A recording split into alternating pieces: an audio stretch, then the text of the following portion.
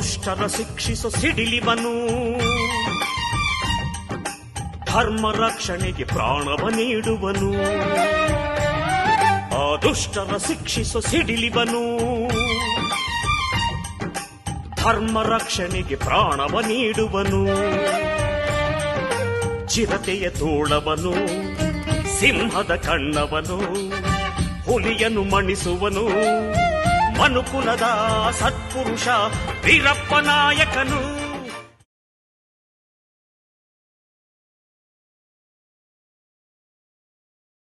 Okay, so good morning everybody. So ತಮಗೆಲ್ಲ ಗೊತ್ತಿದೆ, after long back 2 ತಿಂಗಳಾದಮೇಲೆ ನಿಮ್ಮ ಬಸವರಾಜ್ ಗುರುಗಳು ಮತ್ತೆ ಸ್ಕ್ರೀನ್ ಮೇಲೆ ಬಂದಿದ್ದಾರೆ. ಸಾಕಷ್ಟು ಜನ ತಾವು ನನಗೆ ಕ್ಲಾಸ್ ತಗೊಳ್ಳಿ ಸರ್, ನಮಗೆ ನಿಮ್ಮ ಕ್ಲಾಸ್ ಅಗತ್ಯತೆ ಇದೆ ಅಂತ ಹೇಳ್ತಾ ಇದ್ರಿ. ಭಾಳ ಖುಷಿ ಅನ್ನಿಸ್ತಾ ಇತ್ತು. ಈ ಒಂದು ಲೈಟ್ಸ್ ಅಳವಡಿಕೆ ಮಾಡಿದ್ರಲ್ಲ ವಿಡಿಯೋ, ಇದರಲ್ಲಿ ಅದು ನನ್ನ ಕಣ್ಣಿಗೆ ಸ್ವಲ್ಪ ಆರೋಗ್ಯಕ್ಕೆ ತೊಂದರೆ ಆಗಿರೋದ್ರಿಂದ ನಾನು ಅದನ್ನು ಎಳ್ಳಬಿಟ್ಟಿದ್ದೆ. ಬಟ್ ಇವತ್ತು ಏನಪ್ಪ ಅಂತಂದರೆ ಮತ್ತೆ ನಮ್ಮ ಅಡ್ಮಿನಿಸ್ಟ್ರೇಟರ್ ಸರ್ ಕೊನೆಗೆ ಒಂದು ಕ್ಲಾಸ್ ಆದರೂ ನಮ್ಮ ಹುಡುಗರಿಗೆ ಯಾವ ರೀತಿ ಪ್ರಿಪ್ರೇಷನ್ ಮಾಡ್ತಾ ಹೋಗಬೇಕು ಅಂತಕ್ಕಂಥದ್ದನ್ನು ತಮ್ಮ ಒಂದು ಅನುಭವದ ಆಧಾರದ ಮೇಲೆ ಸ್ವಲ್ಪ ಒಂದು ಕ್ಲಾಸ್ ತಗೊಳ್ಳಿ ಅಂತ ಹೇಳಿದ ಮೇಲೆ ತಮಗೆಲ್ಲ ಏನಪ್ಪ ಅಂತಂದರೆ ನಾನು ಅಡ್ರೆಸ್ ಮಾಡಬೇಕು ಅಂತ ನಾನು ಕೂಡ ಇವತ್ತು ತುಂಬ ಖುಷಿಯಿಂದ ಬಂದಿದ್ದೀನಿ. ಓಕೆ, ಸೊ ನಾವು ಲೆಟ್ ಅಸ್ ಸಿ ಈ ಒಂದು 90 ದಿನಗಳ ಕಾಲ ಸಂತೋಷ್ ಲಾಡ್ ಫೌಂಡೇಶನ್ ವತಿಯಿಂದ ಸಂತೋಷ್ ಲಾಡ್ ಸರ್ ಅವರ ನೆರವಿನಿಂದ ಸೊ ತುಂಬ ಅದ್ಭುತವಾಗಿ ಕ್ಲಾಸಸ್ಗಳನ್ನು ಕೊಡ್ತಕ್ಕಂಥ ಒಂದು ಪ್ರಯತ್ನ ಇಲ್ಲಿ ಆಗಿರ್ತಕ್ಕಂಥದ್ದು. ಈಗಾಗಲೇ ಡಿಸ್ಕಷನ್ ಆಗಿದೆ ಎಲ್ಲ ಶಿಕ್ಷಕರ ಜೊತೆ. ಮತ್ತೊಮ್ಮೆ IAS ಇಂದ PC ವರೆಗೆ ನೀಟಾಗಿ ಇಲ್ಲಿ ಏನೇನು ಸಣ್ಣ ಪುಟ್ಟ ಲೋಪದೋಷಗಳಾಗಿವೆ ಮತ್ತು ವಿದ್ಯಾರ್ಥಿಗಳಿಗೆ ಇನ್ನೂ ಹೆಚ್ಚಿನ ಆಳವಾದ ರೀತಿಯಲ್ಲಿ ಜ್ಞಾನವನ್ನು ಕೊಡುವ ನಿಟ್ಟಿನಲ್ಲಿ ತರಬೇತಿಯನ್ನು ಆರಂಭ ಮಾಡಲಾಗುವುದು ಅಂಥೇಳಿ ಈಗಾಗಲೇ ಸಂತೋಷ್ ಸರ್ ಕೂಡ ಅದಕ್ಕೆ ಅನುಮತಿಯನ್ನು ಕೊಟ್ಟಿದ್ದಾರೆ. ಓಕೆ, ಸೊ ಈಗಾಗಲೇ ಕರ್ನಾಟಕದಲ್ಲಿ ಸಾಕಷ್ಟು ಪ್ರತಿಭಾನ್ವಿತ ಮತ್ತು ಬಡ ವಿದ್ಯಾರ್ಥಿಗಳಿಗೆ ಈ ಸಂತೋಷ್ ಲಾಡ್ ಸರ್ ನೆರವಿನ ಸಂತೋಷ್ ಲಾಡ್ ಫೌಂಡೇಶನ್ ವತಿಯಿಂದ ಕೊಟ್ಟಿರತಕ್ಕಂತಹ ಒಂದು ತರಬೇತಿ ಸೊ ಅದ್ಭುತವಾಗಿ ಅವರಿಗೆ ಹೆಲ್ಪ್ ಆಗಿರ್ತಕ್ಕಂಥದ್ದನ್ನು ನಾನು ಕೂಡ ಮನಗಂಡಿದ್ದೇನೆ. ಜೊತೆಗೆ ನಮಗೂ ಕೂಡ ಇಲ್ಲಿ ಅವಕಾಶ ಸಿಕ್ಕಿರ್ತಕ್ಕಂಥದ್ದನ್ನು ನಾನು ಬಹಳ ಏನಪ್ಪ ಅಂತಂದರೆ ನೆನೆಸ್ಕೊಂಡು ಇವತ್ತು ಖುಷಿಯನ್ನು ವ್ಯಕ್ತಪಡಿಸ್ತಾ ಇದ್ದೀನಿ.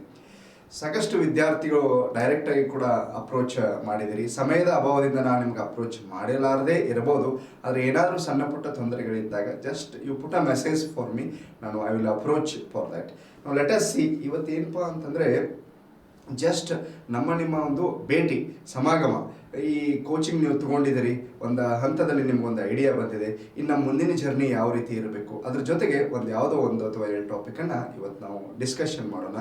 Okay, so once again heartly welcome to Santosh Lad foundation classes. Okay, so ನಾವು let us start the class friends. Okay, fine. See here, ಇವಾಗ ನಾವು ಕಾಂಪಿಟೇಟಿವ್ ಎಕ್ಸಾಮ್ಸನ್ನು ಪ್ರಿಪೇರ್ ಮಾಡ್ತಾ ಇದ್ದೀವಿ. ಅದರಲ್ಲಿ ನಮ್ಮ ಕರ್ನಾಟಕದಲ್ಲಿ ಪ್ರಮುಖ ಹುದ್ದೆ ಯಾವುದಪ್ಪ ಅಂತಂದಾಗ KAS ಅಂತ ಹೇಳ್ತೀವಿ. ನೀವು ಭಾರತವನ್ನು ನಾವು ಪರಿಗಣಿಸಿದಾಗ IAS ಅಂತ ಹೇಳ್ತೀವಿ. ಇದರ ಅಂಡರ್ ಬರ್ತಕ್ಕಂತಹ ಎಲ್ಲ government jobs like FDA, SDA, PDO, PSI, PC, ಶಿಕ್ಷಕ ಹುದ್ದೆಗಳಾಗಿರ್ಬೋದು, ಎಲ್ಲ ಹುದ್ದೆಗಳಿಗೆ ನಾವು ಪ್ರಿಪೇರ್ ಆಗ್ತಕ್ಕಂಥದ್ದು. ಹೌದಾ? ಓಕೆ, ಬಿಫೋರ್ ಸ್ಟಾರ್ಟಿಂಗ್ ದಿಸ್ ನಾವು ಇತ್ತೀಚೆಗೆ ಗಮನಿಸ್ತೀವಿ, ನಾನು ಕೂಡ ಏನಪ್ಪ ಅಂತಂದರೆ ಈ ಒಂದು ವ್ಯವಸ್ಥೆಯನ್ನು ಮನಗಂಡು ಬೇಜಾರಾಗಿರ್ತಕ್ಕಂಥದ್ದು ನನಗೂ ಕೂಡ.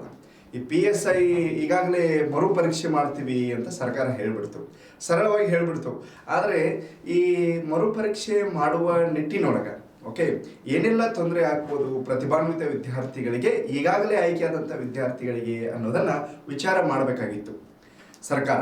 ಇಲ್ಲಿ ಒಂಚೂರು ನನಗೆ ಏನೋ ನನ್ನ ಮನಸ್ಸಿಗೆ ಬೇಜಾರ ಅಂತ, ನನಗಷ್ಟೇ ಅಲ್ಲ ಇಡೀ ಕರ್ನಾಟಕದ ಸ್ಪರ್ಧಾತ್ಮಕ ವಿದ್ಯಾರ್ಥಿಗಳಿಗೆ ಯಾರು ಪ್ರಾಮಾಣಿಕವಾಗಿ ಪ್ರಿಪೇರ್ ಮಾಡಿದ್ದಾರೆ, ಸೆಲೆಕ್ಟ್ ಆಗಿದ್ದಾರೆ, ಅವ್ರಿಗೆಲ್ಲ ನೋವಾಗಿರ್ತಕ್ಕಂಥದ್ದು. ಯಾಕಂದರೆ 545 PSI ಪೋಸ್ಟ್ಗಳು ಕರೆದಿದ್ರು, ಅಪಾಯಿಂಟ್ಮೆಂಟು ಲಿಸ್ಟನ್ನು ಬಿಟ್ಟಿದ್ರು, ಗೊತ್ತು ನಮಗೆ. ಅದರಲ್ಲಿ ಐ ಥಿಂಕ್ ಮೋರ್ ದೆನ್ 100 ಆಗಿರ್ಬೋದು. ಎಷ್ಟೋ ಏನಪ್ಪ ಅಂತಂದರೆ ಒಂದು ಭ್ರಷ್ಟಾಚಾರದ ಮೂಲಕ ಈ ಒಂದು ಮೆರಿಟ್ ಲಿಸ್ಟಲ್ಲಿ ಬರತಕ್ಕಂತಹ ಒಂದು ಪ್ರಯತ್ನವನ್ನು ಕೂಡ ಮಾಡಿದ್ರು.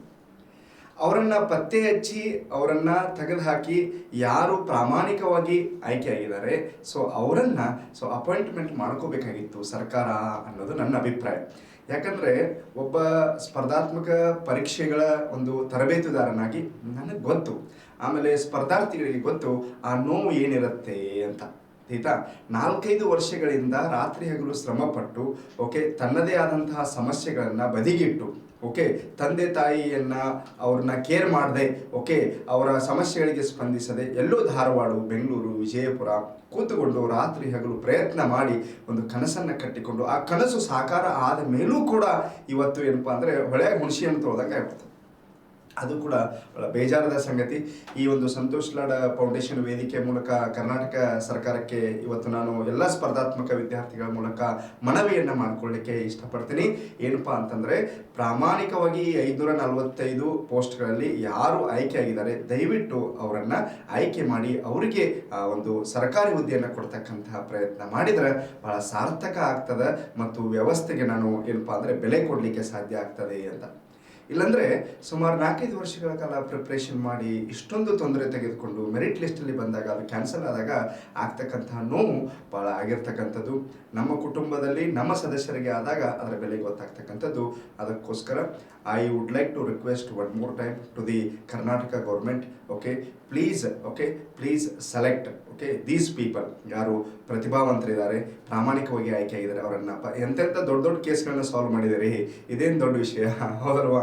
ನೀವು ಮನಸ್ಸು ಮಾಡಿದ್ರೆ ಇದೇನು ದೊಡ್ಡ ವಿಷಯ ಅಲ್ಲ. ಪ್ರಾಮಾಣಿಕವಾಗಿ ಆದವ್ರು ಯಾರ, ಅಪ್ರಾಮಾಣಿಕವಾಗಿ ಆದವ್ರು ಯಾರ, ಒಂದು ವಾರದಾಗ ನೀವು ತೆಗೆದು ಲಿಸ್ಟ್ ಕೊಡ್ಬೋದು ಇದೆಲ್ಲ.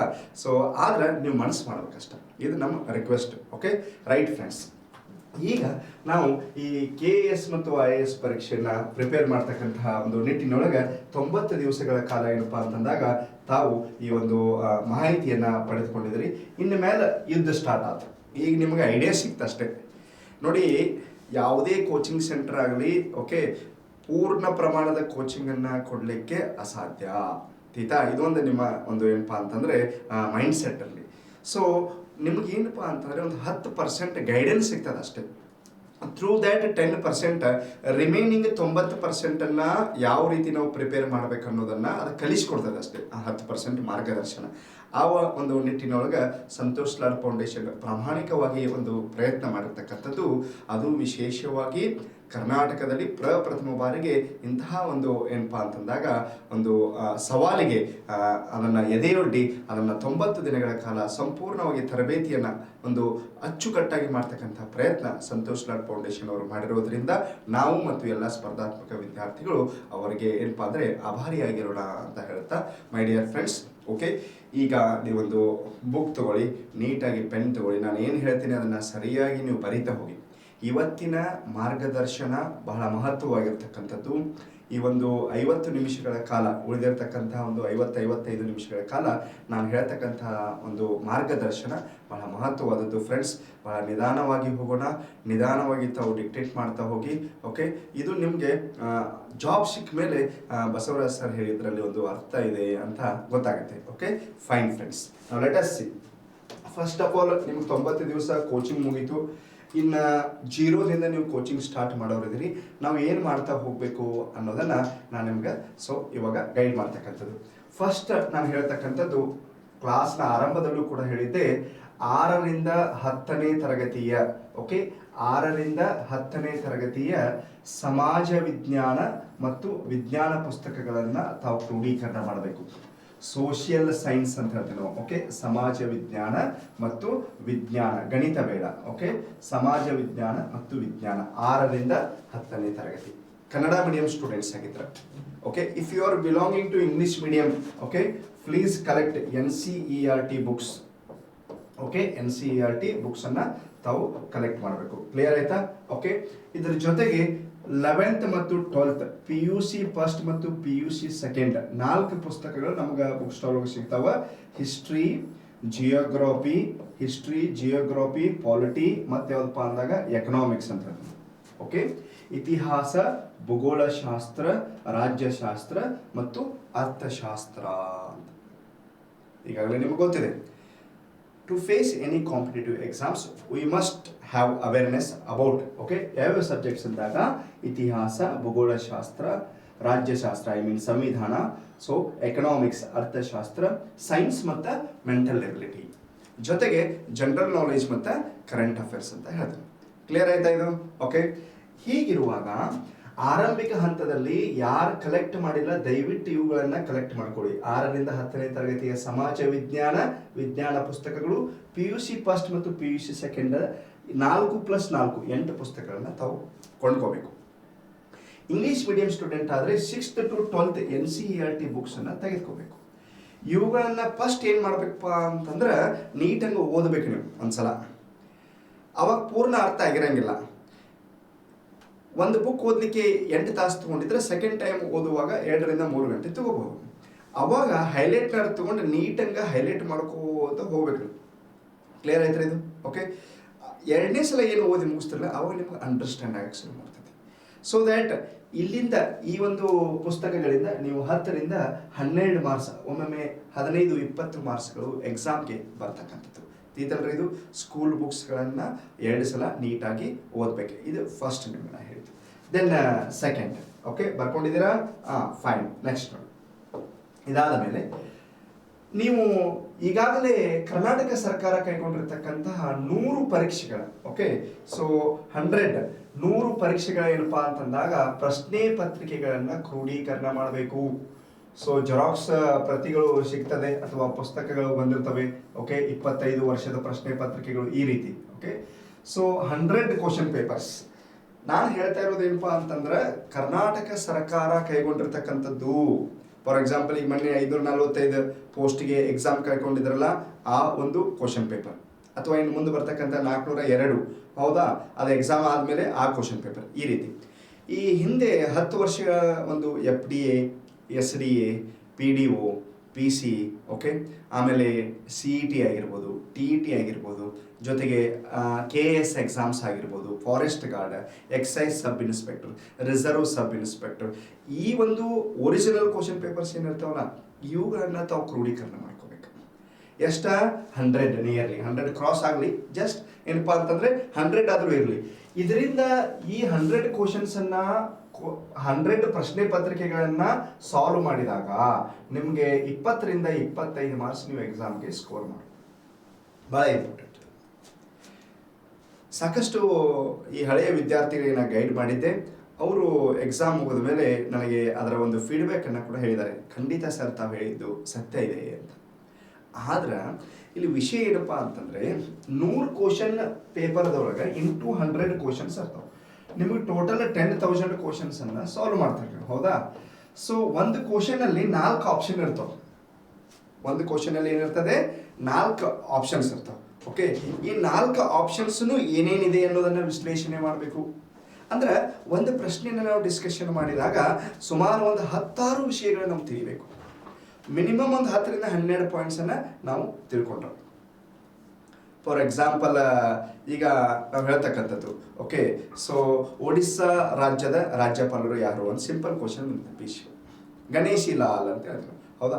ಅವಾಗ Odisha the soul of incredible India, ಪ್ರವಾಸೋದ್ಯಮತೆಯ ವಾಕ್ಯ the soul of incredible India. ಇದು ರಚನೆಯಾಗಿದ್ದು ಏಪ್ರಿಲ್ 1, 1936 ಅಂತ ಹೇಳ್ತೀವಿ. ಏಪ್ರಿಲ್ 1 ಸೊ ಉತ್ಕಲ ದಿವಸ ಅಂತ ಆಚರಣೆ ಮಾಡ್ತಾರೆ. ಇದರ ಪ್ರಾಚೀನ ಹೆಸರು ಕಳಿಂಗ ಅಂತ ಹೇಳ್ತಾರೆ. ಬಹಳ ಪ್ರಮುಖವಾಗಿ ಗಹಿರ್ಮಾತಾ ಅಂತ ಒಂದು ಪ್ಲೇಸ್ ಐತಿ. ಅಲ್ಲಿ ರೆಡ್ಲೆ ಆಮೆಗಳಿಗೆ ಬಹಳ ಹೆಸರುವಾಸಿಯಾದಂತಹ ಸ್ಥಳ ಯಾವ್ದಪ್ಪ ಅಂದಾಗ ಗಹಿರ್ಮಾತಾ ಅಂತ ಹೇಳ್ತೀವಿ. ನಂದನ್ ಕಾನನ್, ಸಿಂಪ್ಲಿ ಪಾಲ್, ಬೀತರಕನ್ನಿಕಾ ಅಥವಾ ಬೈತರಕನ್ನಿಕಾ, ಇವು 3 ಏನಪ್ಪ ಅಂದ್ರೆ ಪ್ರಮುಖ ರಾಷ್ಟ್ರೀಯ ಉದ್ಯಾನವನಗಳು. ಜಗತ್ತಿನ ಅತಿ ಉದ್ದವಾದ ಆಣೆಕಟ್ಟು ಸಂಬಾಲ್ಪುರ ಡಿಸ್ಟಿಕ್ ಅಲ್ಲಿ ಕಟ್ಟಿದ್ದಾರೆ ಒಡಿಸ್ಸಾದಲ್ಲಿ. ಹೀರಾಕುಡ್ ಆಣೆಕಟ್ಟು 4.8 ಕಿಲೋಮೀಟರ್ ಅಂತ ಹೇಳ್ತೀವಿ.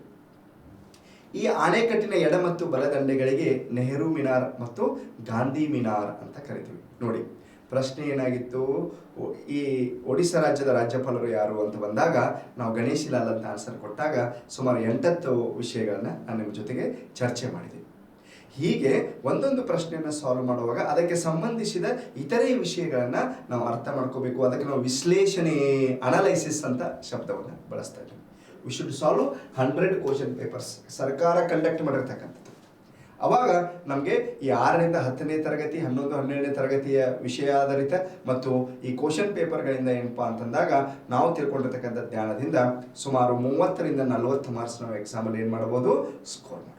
ಕ್ಲಿಯರ್ ಆಯ್ತು ಇದು? ಓಕೆ. ದೆನ್ ನೆಕ್ಸ್ಟ್ ಪಾಯಿಂಟ್, 2ನೇ ಅಂಶ ಕ್ಲಿಯರ್ ಆಯ್ತಾ ನಿಮಗೆ? Fine.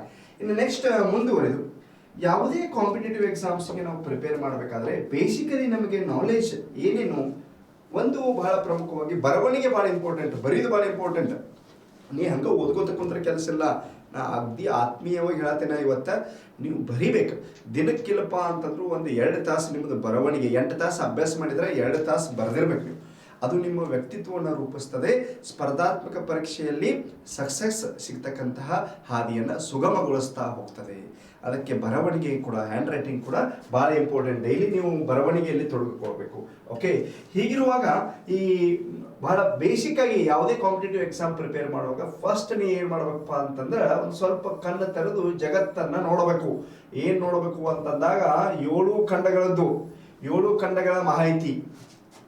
Asia, okay, so Africa, Australia, ಉತ್ತರ ಅಮೆರಿಕಾ, ದಕ್ಷಿಣ ಅಮೆರಿಕಾ, ಯುರೋಪ್, ಅಂಟಾರ್ಟಿಕಾ, ಇವು 7 ಖಂಡಗಳದ್ದು ಸರ್ಫೇಸ್ ನಾಲೆಜ್ ಇರಬೇಕು. ತಿತ್ತಲ್ಲ, ಅನ್ನೆಸೆಸರಿ ಥಿಂಗ್ಸನ್ನು ಓದೋಕ್ಕಿಂತ ಅಲ್ಲಿರ್ತಕ್ಕಂಥ ಪ್ರಮುಖ ಜಲಸಂಧಿಗಳು, ಜ್ವಾಲಾಮುಖಿಗಳು, ಪ್ರಮುಖ ಮಣ್ಣು, ಪ್ರಮುಖ ಬೆಳೆ, ಅಣುವಿದ್ಯುತ್ ಸ್ಥಾವರ ಆಗಿರ್ಬೋದು. ಈಗ ಫಾರ್ ಎಕ್ಸಾಂಪಲ್ ಮೊನ್ನೆ ಉಕ್ರೇನ್ ರಷ್ಯಾ ಏನು ಯುದ್ಧ ನಡೆಯಕತ್ತದ, ಇವಾಗ ನಮ್ಗೆ ಗೊತ್ತಾಯ್ತು ಜಜಿಪೋರಿಯಾ ಅಂತ ಹೇಳಪ್ಪ ಅಂತಂದಾಗ ಈ ಉಕ್ರೇನ್ನ ಅತಿ ದೊಡ್ಡ ಏನಪ್ಪ ಅಂತಂದಾಗ ಅಣು ವಿದ್ಯುತ್ ಸ್ಥಾವರ ಅಂತ. Even I was also not knowing. ಸಾಂದರ್ಭಿಕವಾಗಿ ಮಾಧ್ಯಮಗಳನ್ನ ಪರಿಗಣಿಸಿದಾಗ ಗೊತ್ತಾಗ್ತಾ ಹೋಯ್ತು. ಅದಕ್ಕೆ ದಿನ ಪೇಪರ್ ಓದೋದು ಮಿಸ್ ಮಾಡಕ್ಕೆ ಹೋಗ್ಬೇಡ್ರಿ. ಓಕೆ, ಸೊ ಹೀಗೆ ಆ ಖಂಡಗಳಲ್ಲಿರ್ತಕ್ಕಂತಹ ಪ್ರಮುಖ ಬೆಳೆ, ಓಕೆ, ಸೊ ಪ್ರಮುಖ ಏನಪ್ಪಾ ಅಂತಂದಾಗ ಅಲ್ಲಿರ್ತಕ್ಕಂಥ ವ್ಯಕ್ತಿಗಳಾಗಿರ್ಬೋದು, ಜಲಸಂಧಿಗಳು, ಜ್ವಾಲಾಮುಖಿಗಳಾಗಿರ್ಬೋದು, ವಿಮಾನ ನಿಲ್ದಾಣಗಳಾಗಿರ್ಬೋದು, ಬಂದರುಗಳಾಗಿರ್ಬೋದು, ಈ ವಿಷಯಗಳನ್ನು ಕ್ರೋಢೀಕರಣ ಮಾಡಬೇಕು. 7 ಖಂಡಗಳದ್ದು ಒಂದು ನೋಟ್ಸ್ ಮಾಡ್ರಿ ನೀಟಂಗೆ. ಆಮೇಲೆ ನಿಮ್ಗೆ ಆ 7 ಖಂಡಗಳದ್ದು ಪ್ರಾಯೋಗಿಕವಾಗಿ ಮಾತಾಡುವಂಥ ಶಕ್ತಿ ಬೆಳೆಸ್ಕೊಳ್ಳಿ. ಕ್ಲಿಯರ್ ಆಯ್ತಾ? ಅವಾಗ ನಿಮಗೆ ಜನರಲ್ ನಾಲೆಜ್, ಕರೆಂಟ್ ಅಫೇರ್ಸ್ ಹೆಚ್ಚಿಗೆ ಕವರ್ ಆಗ್ತಾ ಹೋಗ್ತದೆ. ಓಕೆ, ಸೊ 7 ಖಂಡಗಳ ಮಾಹಿತಿ ಆದ ಮೇಲೆ ನಮ್ಮ ಭಾರತದಲ್ಲಿರ್ತಕ್ಕಂತಹ ಎಲ್ಲ ರಾಜ್ಯಗಳ ಮಾಹಿತಿ ನಿಮಗೆ ಗೊತ್ತಿರಬೇಕು, ಸರಳವಾಗಿ ಗೊತ್ತಿರಬೇಕು. ಐತಲ್ಲ? ಸೊ ಇತ್ತೀಚೆಗೆ ಯಾವುದಾದ್ರೂ ಒಂದು ರಾಜ್ಯ ಅಥವಾ ಜಿಲ್ಲೆ ಒಂದು ವಾಸ್ತವಿಕವಾಗಿ ಕರೆಂಟ್ ಅಫೇರ್ಸ್ ಅಲ್ಲಿ ಬಂದಾಗ ಅದರ ಒಂದು ಸಂಪೂರ್ಣ ಮಾಹಿತಿ ನಿಮಗೆ ಒಂದೇ ನಿಮಿಷದಲ್ಲಿ ನಿಮ್ಮ ಬ್ರೈನಲ್ಲಿ ಹಾದೋಗಿರ್ಬೇಕು. ಅಷ್ಟು ನೀವು ಪರ್ಫೆಕ್ಟ್ ಆಗಿರ್ಬೇಕು. ಓಕೆ, ಸೊ ಕರ್ನಾಟಕದಲ್ಲಿರುವ ಜಿಲ್ಲೆಗಳ ಮಾಹಿತಿ, ಎಲ್ಲ ಜಿಲ್ಲೆಗಳ ಮಾಹಿತಿಯನ್ನ ತಾವು ಹೊಂದಿರಬೇಕು. ಇದು ಬೇಸಿಕ್ ನೋಡ್ರಿ. ಏನೇನು 7 ಖಂಡಗಳು, ಮತ್ತೆ ಭಾರತದ ಎಲ್ಲ ರಾಜ್ಯಗಳ ಮತ್ತು ಕೇಂದ್ರಾಡಳಿತ ಪ್ರದೇಶಗಳ ಹಾಗೂ ಕರ್ನಾಟಕದಲ್ಲಿರುವ ಎಲ್ಲ ಜಿಲ್ಲೆಗಳ ಮಾಹಿತಿ ನೀವು ಸ್ವಂತ ಒಂದು ನೋಟ್ಸ್ ಮಾಡ್ಕೋತ ಹೋಗ್ತಿರ್ಬೇಕಾಗ. ಸಾಕಷ್ಟು ಬುಕ್ಸ್ ಅದಾವು. ಬುಕ್ಸಲ್ಲಿ ಮೇಲ್ಮಟ್ಟಿನಲ್ಲಿ ಕೊಟ್ಟಿದ್ದಾರೆ. ಡೀಪ್ ಆಗಿ ನಿಮಗೆ ಪ್ರಾಯೋಗಿಕವಾಗಿ ಅಂಡರ್ಸ್ಟ್ಯಾಂಡ್ ಆಗ್ಬೇಕಾದ್ರೆ ನೀವು ಸ್ವಂತ ನೋಟ್ಸ್ ಮಾಡೋದು, ತಿಳ್ಕೊಳ್ಳೋದು, ಆ ನಕ್ಷೆಯನ್ನು ನೋಡೋದು ಮಾಡ್ತಾ ಹೋದಂತೆ ಒಂದು 2 ತಿಂಗಳದೊಳಗೆ ನೀವು ಭಾಳ ಪರ್ಫೆಕ್ಟ್ ಆಗಿಬಿಡ್ತೀರಿ. ಇದು ನೀವು ಮಾಡಿದ್ದೇ ಆದಲ್ಲಿ, ಓಕೆ, ಸೊ ಸುಮಾರು ಒಂದು 20 ಮಾರ್ಕ್ಸ್, 20ರಿಂದ 25 ಮಾರ್ಕ್ಸ್ ನಾವು ಎಕ್ಸಾಮ್ಗೆ ನಾವು ಸ್ಕೋರ್ ಮಾಡ್ತಕ್ಕಂಥ. ಹೇಳೋದು ಸುಲಭ. ಇದು ನೀವು 2-3 ತಿಂಗಳು ನೀವಾಗಲೇ ಇದನ್ನ ನೋಟ್ಸ್ ಮಾಡ್ಕೋತಾ, ಅಂಡರ್ಸ್ಟ್ಯಾಂಡ್ ಮಾಡ್ಕೋತಾ, ಇನ್ನೊಬ್ರ ಜೊತೆ ಡಿಸ್ಕಷನ್ ಮಾಡ್ತಾ ಹೋಗ್ತಿರಲ್ಲ, ಅವಾಗ ಯು ಕ್ಯಾನ್ ಸ್ಕೋರ್. ಆವಾಗ ನಿಮ್ಗೆ ಅದೊಂದು ಕಾನ್ಫಿಡೆನ್ಸ್ ಬರ್ತದೆ, ಆತ್ಮವಿಶ್ವಾಸ ಬರ್ತದೆ. ಕ್ಲಿಯರ್ ಆಯ್ತು ಇದು? ಸೊ 7 ಖಂಡಗಳ, ಕೇಂದ್ರಾಡಳಿತ ಪ್ರದೇಶಗಳ, ರಾಜ್ಯಗಳ ಮತ್ತು ಜಿಲ್ಲೆಗಳ ಮಾಹಿತಿಯನ್ನ ಕ್ರೋಢೀಕರಣ ಮಾಡ್ಕೋತಕ್ಕಂಥದ್ದು. ಸಾಕಷ್ಟು ಜನ ಕೇಳ್ತಿರ್ತಾರೆ, ಸರ್ ಅಭ್ಯಾಸ ಏನು ಮಾಡಿದ್ರಿ, ಹೆಂಗೆ ಪ್ರಿಪೇರ್ ಮಾಡಿದ್ರಿ? ಅದನ್ನೇ ಹೇಳಕತ್ತೇನೆ ಇವತ್ತು. I am here today for the main points. Clear ಆಯ್ತಲ್ಲ? ಕಾಂಪಿಟೇಟಿವ್ ಎಕ್ಸಾಮ್ಗೆ ಯಾವ ರೀತಿ ನಾವು ಅಧ್ಯಯನ ಮಾಡ್ತಾ ಹೋಗಬೇಕು ಆರಂಭಿಕ ಹಂತದಲ್ಲಿ ಅನ್ನೋದನ್ನ ನಾವು ಇವತ್ತು ಡಿಸ್ಕಷನ್ ಮಾಡ್ತಾ ಇದ್ದೀವಿ. ಫೈನ್ ಫ್ರೆಂಡ್ಸ್, ಇನ್ನು ಇದರ ಜೊತೆಗೆ ಏನಪ್ಪಾ ಅಂತಂದಾಗ ಬಹಳ ಪ್ರಮುಖವಾಗಿ ನಾವಿಲ್ಲಿ ನೋಡ್ತಕ್ಕಂಥದ್ದು, ಇಲ್ಲಿ ಪ್ರಮುಖ ದೇಶಗಳು ಅಂತಂದಾಗ ತಾವು ನೋಡ್ತೀರಿ, ಸ್ಪೇನ್ ಅಂತ ಕೇಳ್ಬೋದು. ಓಕೆ, ಆಮೇಲೆ ಬ್ರಿಟನ್ ಅಂತ ಹೇಳ್ತೀರಿ, ಬ್ರಿಟನ್ ಅಂತ ಆಗಿರ್ಬೋದು. ಓಕೆ, ಸೊ ಅದರ ಜೊತೆಗೆ ಅಮೇರಿಕಾ ಅಂತ ಹೇಳ್ತೀರಿ, America, Canada, France, Brazil, Australia, Japan, Germany. Okay, so Russia, Ukraine, so ಹೀಗೆ ಉಜ್ಬೇಕಿಸ್ತಾನ್ ಆಗಿರ್ಬೋದು. ಫೈನ್. ಎಲ್ಲ ಖಂಡಗಳಲ್ಲೂ ಒಂದು 3-4 ಪ್ರಮುಖ ಏನಪ್ಪಾ ಅಂತಂದಾಗ ಸೊ ದೇಶಗಳಿದಾವೆ. ಒಂದು 30 ದೇಶಗಳ ಬಗ್ಗೆ ಮಿನಿಮಮ್ ಇವತ್ತು ನಮ್ಮ ಇಡೀ ಜಗತ್ತಿನಲ್ಲಿರ್ತಕ್ಕಂಥ ಸುಮಾರು 200ಕ್ಕಿಂತ ಹೆಚ್ಚು ದೇಶಗಳನ್ನ ನಾವು ಪರಿಗಣಿಸ್ತಕ್ಕಂಥದ್ದು. ಅದರಲ್ಲಿ ಒಂದು 30 ದೇಶಗಳದ್ದು ನಿಮ್ಗೆ ಅಗದಿ ನಾಲಿಗೆ ಮ್ಯಾಗೆ ಇರ್ಬೇಕು ಅದ್ರ ಬಗ್ಗೆ ಎಲ್ಲ ಮಾಹಿತಿ, ಪ್ರಮುಖ ವಿಷಯಗಳು. ಅವಾಗ ಅಲ್ಲಿ ಕರೆಂಟ್ ಅಫೇರ್ಸ್ ವಿಷಯಗಳು ಬಂದಾಗ ನೀವು ಹೀರ್ಕೊಳ್ಳಿಕ್ಕೆ, ಅಂಡರ್ಸ್ಟ್ಯಾಂಡ್ ಆಗಲಿಕ್ಕೆ ಸಾಧ್ಯ ಆಗ್ತದೆ. ಇದು ನಾವು ಏನಪ್ಪ ಅಂದ್ರೆ ಫೌಂಡೇಶನ್, ನೀಟಂಗೆ ಫೌಂಡೇಶನ್ ಹಾಕೊಂಡ್ಬಿಡೋದು. ಒಂದು 30 ದೇಶಗಳ ಮಾಹಿತಿ, ಎಲ್ಲ ಖಂಡಗಳ ಮಾಹಿತಿ, ರಾಜ್ಯಗಳ ಮಾಹಿತಿ, ಜಿಲ್ಲೆಗಳ ಮಾಹಿತಿ ಮತ್ತು 6ರಿಂದ 10ನೇ ತರಗತಿ ಜೊತೆಗೆ 100 ಕ್ವಶನ್ ಪೇಪರ್ಗಳ ಕ್ರೋಢೀಕರಣ ಮತ್ತು ವಿಶ್ಲೇಷಣೆ ಅಂತ ಹೇಳಿದ್ವಿ. ಓಕೆ, ಮುಂದುವರೆದು ಇದು ಬರ್ಕೊಂಡಿದ್ದೀರಾ? ಓಕೆ, ಅಂಡರ್ಸ್ಟ್ಯಾಂಡ್ ಆಗಿದೆಯಾ? Fine. Okay, next let us C next point. ನೋಡಿ, ಇವತ್ತು ಹೇಳ್ತಕ್ಕಂಥದ್ದು ಪ್ರತಿಯೊಂದು ಪಾಯಿಂಟು ಭಾಳ ಇಂಪಾರ್ಟೆಂಟ್. ಕ್ಲಿಯರ್ ಆಯ್ತಲ್ಲ? ಭಾಳ ನಿಸ್ವಾರ್ಥ ಭಾವನೆಯಿಂದ ನಾನಿವತ್ತು ಕರ್ನಾಟಕದ ಸ್ಪರ್ಧಾತ್ಮಕ ವಿದ್ಯಾರ್ಥಿಗಳಿಗೆ ಈ ಸಂತೋಷ್ ಲಾಡ್ ಫೌಂಡೇಶನ್ ಮೂಲಕ ನಾನು ಬಿಚ್ಚು ಮನಸ್ಸಿನಿಂದ ಎಲ್ಲವನ್ನ ಏನಪ್ಪಾ ಅಂತಂದಾಗ ಬಿಚ್ಚಿಡಾಕತ್ತೇನೆ. ನೀವು ಇದನ್ನು ಸದುಪಯೋಗ ತಗೋಬೇಕು ಅಷ್ಟೇ. ಕ್ಲಿಯರ್ ಆಯ್ತಾ? ಇದಾದ ಮೇಲೆ ನೆಕ್ಸ್ಟ್ ಏನಪ್ಪಾ ಅಂತಂದಾಗ ನೀವು ಪ್ರಿಪ್ರೇಷನ್ ಚಾಲೂ ಮಾಡಿದಿರಿ. ವೀಕ್ಲಿ ನೀವೇನಪ್ಪಾ ಅಂತಂದಾಗ ಟೆಸ್ಟ್ ಬರಬೇಕು, ನೀವು ಮಾಡೆಲ್ ಟೆಸ್ಟ್ ಬರಬೇಕು. ಇದು ಭಾಳ ಇಂಪಾರ್ಟೆಂಟ್. ನಿಮ್ಮ ಸಾಮರ್ಥ್ಯವನ್ನ ನೀವು ಪರೀಕ್ಷೆ ಮಾಡ್ತಾ ಹೋಗ್ಬೇಕು. ಮಾಡೆಲ್ ಟೆಸ್ಟ್ ಧಾರವಾಡಕ್ಕೆ ಪ್ರಿಪೇರ್ ಮಾಡಕ್ಕೆ ಬಂದಿದ್ದೀರಿ, ಬೆಂಗಳೂರಲ್ಲಿದ್ದೀರಿ, ಅಥವಾ ವಿಜಯಪುರದಲ್ಲಿದ್ದೀರಿ, ಅಥವಾ ನಿಮ್ಮ ಜಿಲ್ಲೆಗಳಲ್ಲಿ ಇದ್ದೀರಿ ಅಂತೇಳಿ. ಒಂದು ವೇಳೆ ನಿಮಗಲ್ಲಿ ಯಾವುದೇ ಇನ್ಸ್ಟಿಟ್ಯೂಟ್ ಇರಲಿಲ್ಲಪ್ಪ ಅಂತಂದ್ರೆ ನಿಮ್ಮ ಒಂದು ಫ್ರೆಂಡ್ಸ್ಗಳಿಂದ, ಸ್ನೇಹಿತರಿಂದ ಈ ಒಂದು ಕ್ವಶನ್ ಪೇಪರನ್ನು ನೀವು ಕೊರಿಯರ್ ಮಾಡಿಕೊಂಡು ಪ್ರಾಮಾಣಿಕವಾಗಿ ಸಾಲ್ವ್ ಮಾಡಲಿಕ್ಕೆ ಪ್ರಯತ್ನ ಮಾಡಬೇಕು. ಸಾಲ್ವ್ ಮಾಡಿದ ಮ್ಯಾಗ ನಿಮ್ಗೆ ಎಕ್ಸಾಕ್ಟ್ ಎಷ್ಟು ಗೊತ್ತದೋ ಅಷ್ಟು ಹಾಕ್ರಿ. ಔಟ್ ಆಫ್ 100 10 ಗೊತ್ತಿದ್ರೆ 10 ಹಾಕ್ರಿ. ಓಕೆ, 20 ಗೊತ್ತಿದ್ರೆ 20 ಹಾಕ್ರಿ. ನಾ ಹೇಳೋದು ಅರ್ಥ ಏನಪ್ಪ ಅಂತಂದ್ರೆ 100 ಕ್ವಶನ್ದಾಗ ನಿಮಗೆ ಎಷ್ಟು ಕ್ವಶನ್ ಗೊತ್ತದಾವ ಅನ್ನೋದು ಗೊತ್ತಾಗಬೇಕಾಗೈತಿ. ನಾ ಹೇಳೋದು ಅಂಡರ್ಸ್ಟ್ಯಾಂಡ್ ಆಯ್ತಲ್ಲ? ಓಕೆ, ನಮ್ಮ ಧ್ಯಾನ ಸಾಮರ್ಥ್ಯ ಎಷ್ಟಿದೆ ಅಂತ. ಫಸ್ಟ್ ವೀಕ್ ಎಕ್ಸಾಮ್ ಬರೆದ್ರಿ 10 ಮಾರ್ಕ್ಸ್ ತೊಗೊಂಡ್ರಿ, ಸೆಕೆಂಡ್ ವೀಕ್ ಬರೆದ್ರಿ 15 ಬರೆದ್ರಿ, ಥರ್ಡ್ ವೀಕ್ ಹೋದ್ರಿ 30 ತೊಗೊಂಡ್ರಿ. ಆಫ್ಟರ್ 2 ಮಂತ್ಸ್ ಎವ್ರಿ ಮಾಡೆಲ್ ಟೆಸ್ಟ್ನಾಗ 40 ತೊಗೊಂಡಿದ್ರಿ. ಆಫ್ಟರ್ 6 ಮಂತ್ಸ್ ಸೊ ನೀವು ಮಿನಿಮಮ್ ಏನಪ್ಪಾ ಅಂತಂದ್ರೆ 60 ತೊಗೊಂಡಿರ್ಬೇಕು. ಇನ್ನು ಆಫ್ಟರ್ 8-10 ಮಂತ್ಸ್ ಅಥವಾ 1 ಇಯರ್ ಪ್ರಿಪ್ರೇಷನ್ ಆದಮೇಲೆ ಮಿನಿಮಮ್ ಅದು ಕ್ವಶನ್ ಪೇಪರ್ ಟಫ್ ಇರಲಿ ಅಥವಾ ಸುಲಭ ಇರಲಿ 75ರಿಂದ 80 ಮಾರ್ಕ್ಸ್ ನೀವು ಸ್ಕೋರ್ ಮಾಡಬೇಕು. ಅವಾಗ ನೀವು ಪ್ರಾಪರಾಗಿ ಪ್ರಿಪೇರ್ ಮಾಡಿರಿ ಅಂತ ಅರ್ಥ ಅದ. ಇಲ್ಲಪ್ಪ ಅಂತಂದ್ರೆ ಟೈಮ್ ವೇಸ್ಟ್ ಮಾಡಿದಿರಿ. ಯಾವ ಹಾದಿಯಲ್ಲಿ ಹೋಗ್ಬೇಕಾಗಿತ್ತಲ್ಲ ಆ ಹಾದಿಯಲ್ಲಿ ಹೋಗಿಲ್ಲ, ನೀವು ಯಾವ ಹಾದಿಯಲ್ಲಿ ಹೋಗಬಾರ್ದಾಗಿತ್ತಲ್ಲ ಅಲ್ಲೇ ಹೋಗಿದ್ರಿ. ಅಂಡರ್ಸ್ಟ್ಯಾಂಡ್ ಆಯ್ತು ನಾ ಹೇಳೋದು? Okay, after preparation 1 year preparation ಆದಮ್ಯಾಗ ಯಾವುದೇ ಮಾದರಿ ಪರೀಕ್ಷೆನ ಬರೆದರೆ ತಾನು ಅಥವಾ ಆ ವಿದ್ಯಾರ್ಥಿ ಎಷ್ಟು ಸ್ಕೋರ್ ಮಾಡಬೇಕು? 75ರಿಂದ 80 ಸ್ಕೋರ್ ಮಾಡಬೇಕು minimum. So worst case 70 score ಮಾಡಬೇಕು ಕಾಂಪಿಟೇಟಿವ್ ಎಕ್ಸಾಮ್ ಅಂದಾಗ ಅದಕ್ಕೊಂದು ಅರ್ಥ ಅದ. ನೀ ಪ್ರಿಪ್ರೇಷನ್ ಸರಿಯಾಗಿ ಮಾಡಿದೀಯಾ ಅಂತ ಅರ್ಥ. ಹೇಳೋದು ಅರ್ಥ ಐತ್ರಿ? ಪ್ರತಿ ವಾರ ಮಾದರಿ ಪರೀಕ್ಷೆ 2 ಬರೀರಿ. ಒಂದು ಈಗ ಧಾರವಾಡದಲ್ಲಿ ನಮ್ಮಲ್ಲಿ ಹುಡುಗರು ಏನು ಮಾಡ್ತಾವ, ಒಂದು ಮುಂಜಾನೆ ಹೋಗಿ ಬರೀತಾವ. ಬೇರೆ ಇನ್ಸ್ಟಿಟ್ಯೂಟ್ನಾಗ ಇದ್ದಿದ್ದು ಏನು ಮಾಡ್ತಾರೆ, ಜೆರಾಕ್ಸ್ ಅಂಗಡಿಗಳು ಸಿಗ್ತೈತಿ, ಅದನ್ನು ರೂಮಿಗೆ ತೊಗೊಂಬಂದು ಅದನ್ನೊಂದು ಸಾಲ್ವ್ ಮಾಡ್ತಾರೆ. ಒಟ್ಟ 2 ಕ್ವಶನ್ ಪೇಪರ್ ಪ್ರತಿ ವಾರ ಸಾಲ್ವ್ ಮಾಡ್ತಾರೆ. 200 ಕ್ವಶನ್ಸ್ ಇರ್ತಾವೆ, ಇಂಟು 4 ಆಪ್ಷನ್ಸ್ ಇರ್ತಾವೆ. ಓಕೆ, 800 ಇಂಟು 1600 ಪಾಯಿಂಟ್ಸ್ ಏನಪ್ಪ ಅಂತಂದಾಗ ಅಲ್ಲಿ ಕವರ್ ಆಗ್ತಕ್ಕಂಥದ್ದು. ಸೊ ಇಲ್ಲಿ 200 ಕ್ವಶನ್ಸ್, ಅದಕ್ಕೆ 4 ಆಪ್ಷನ್ ಇರ್ತಾವೆ. ಓಕೆ, ಇಂಥವು 2 ಅಲ್ಲ, 100 ಇಂಟು 2 ಆಗಬೇಕಾಗಿತ್ತದು.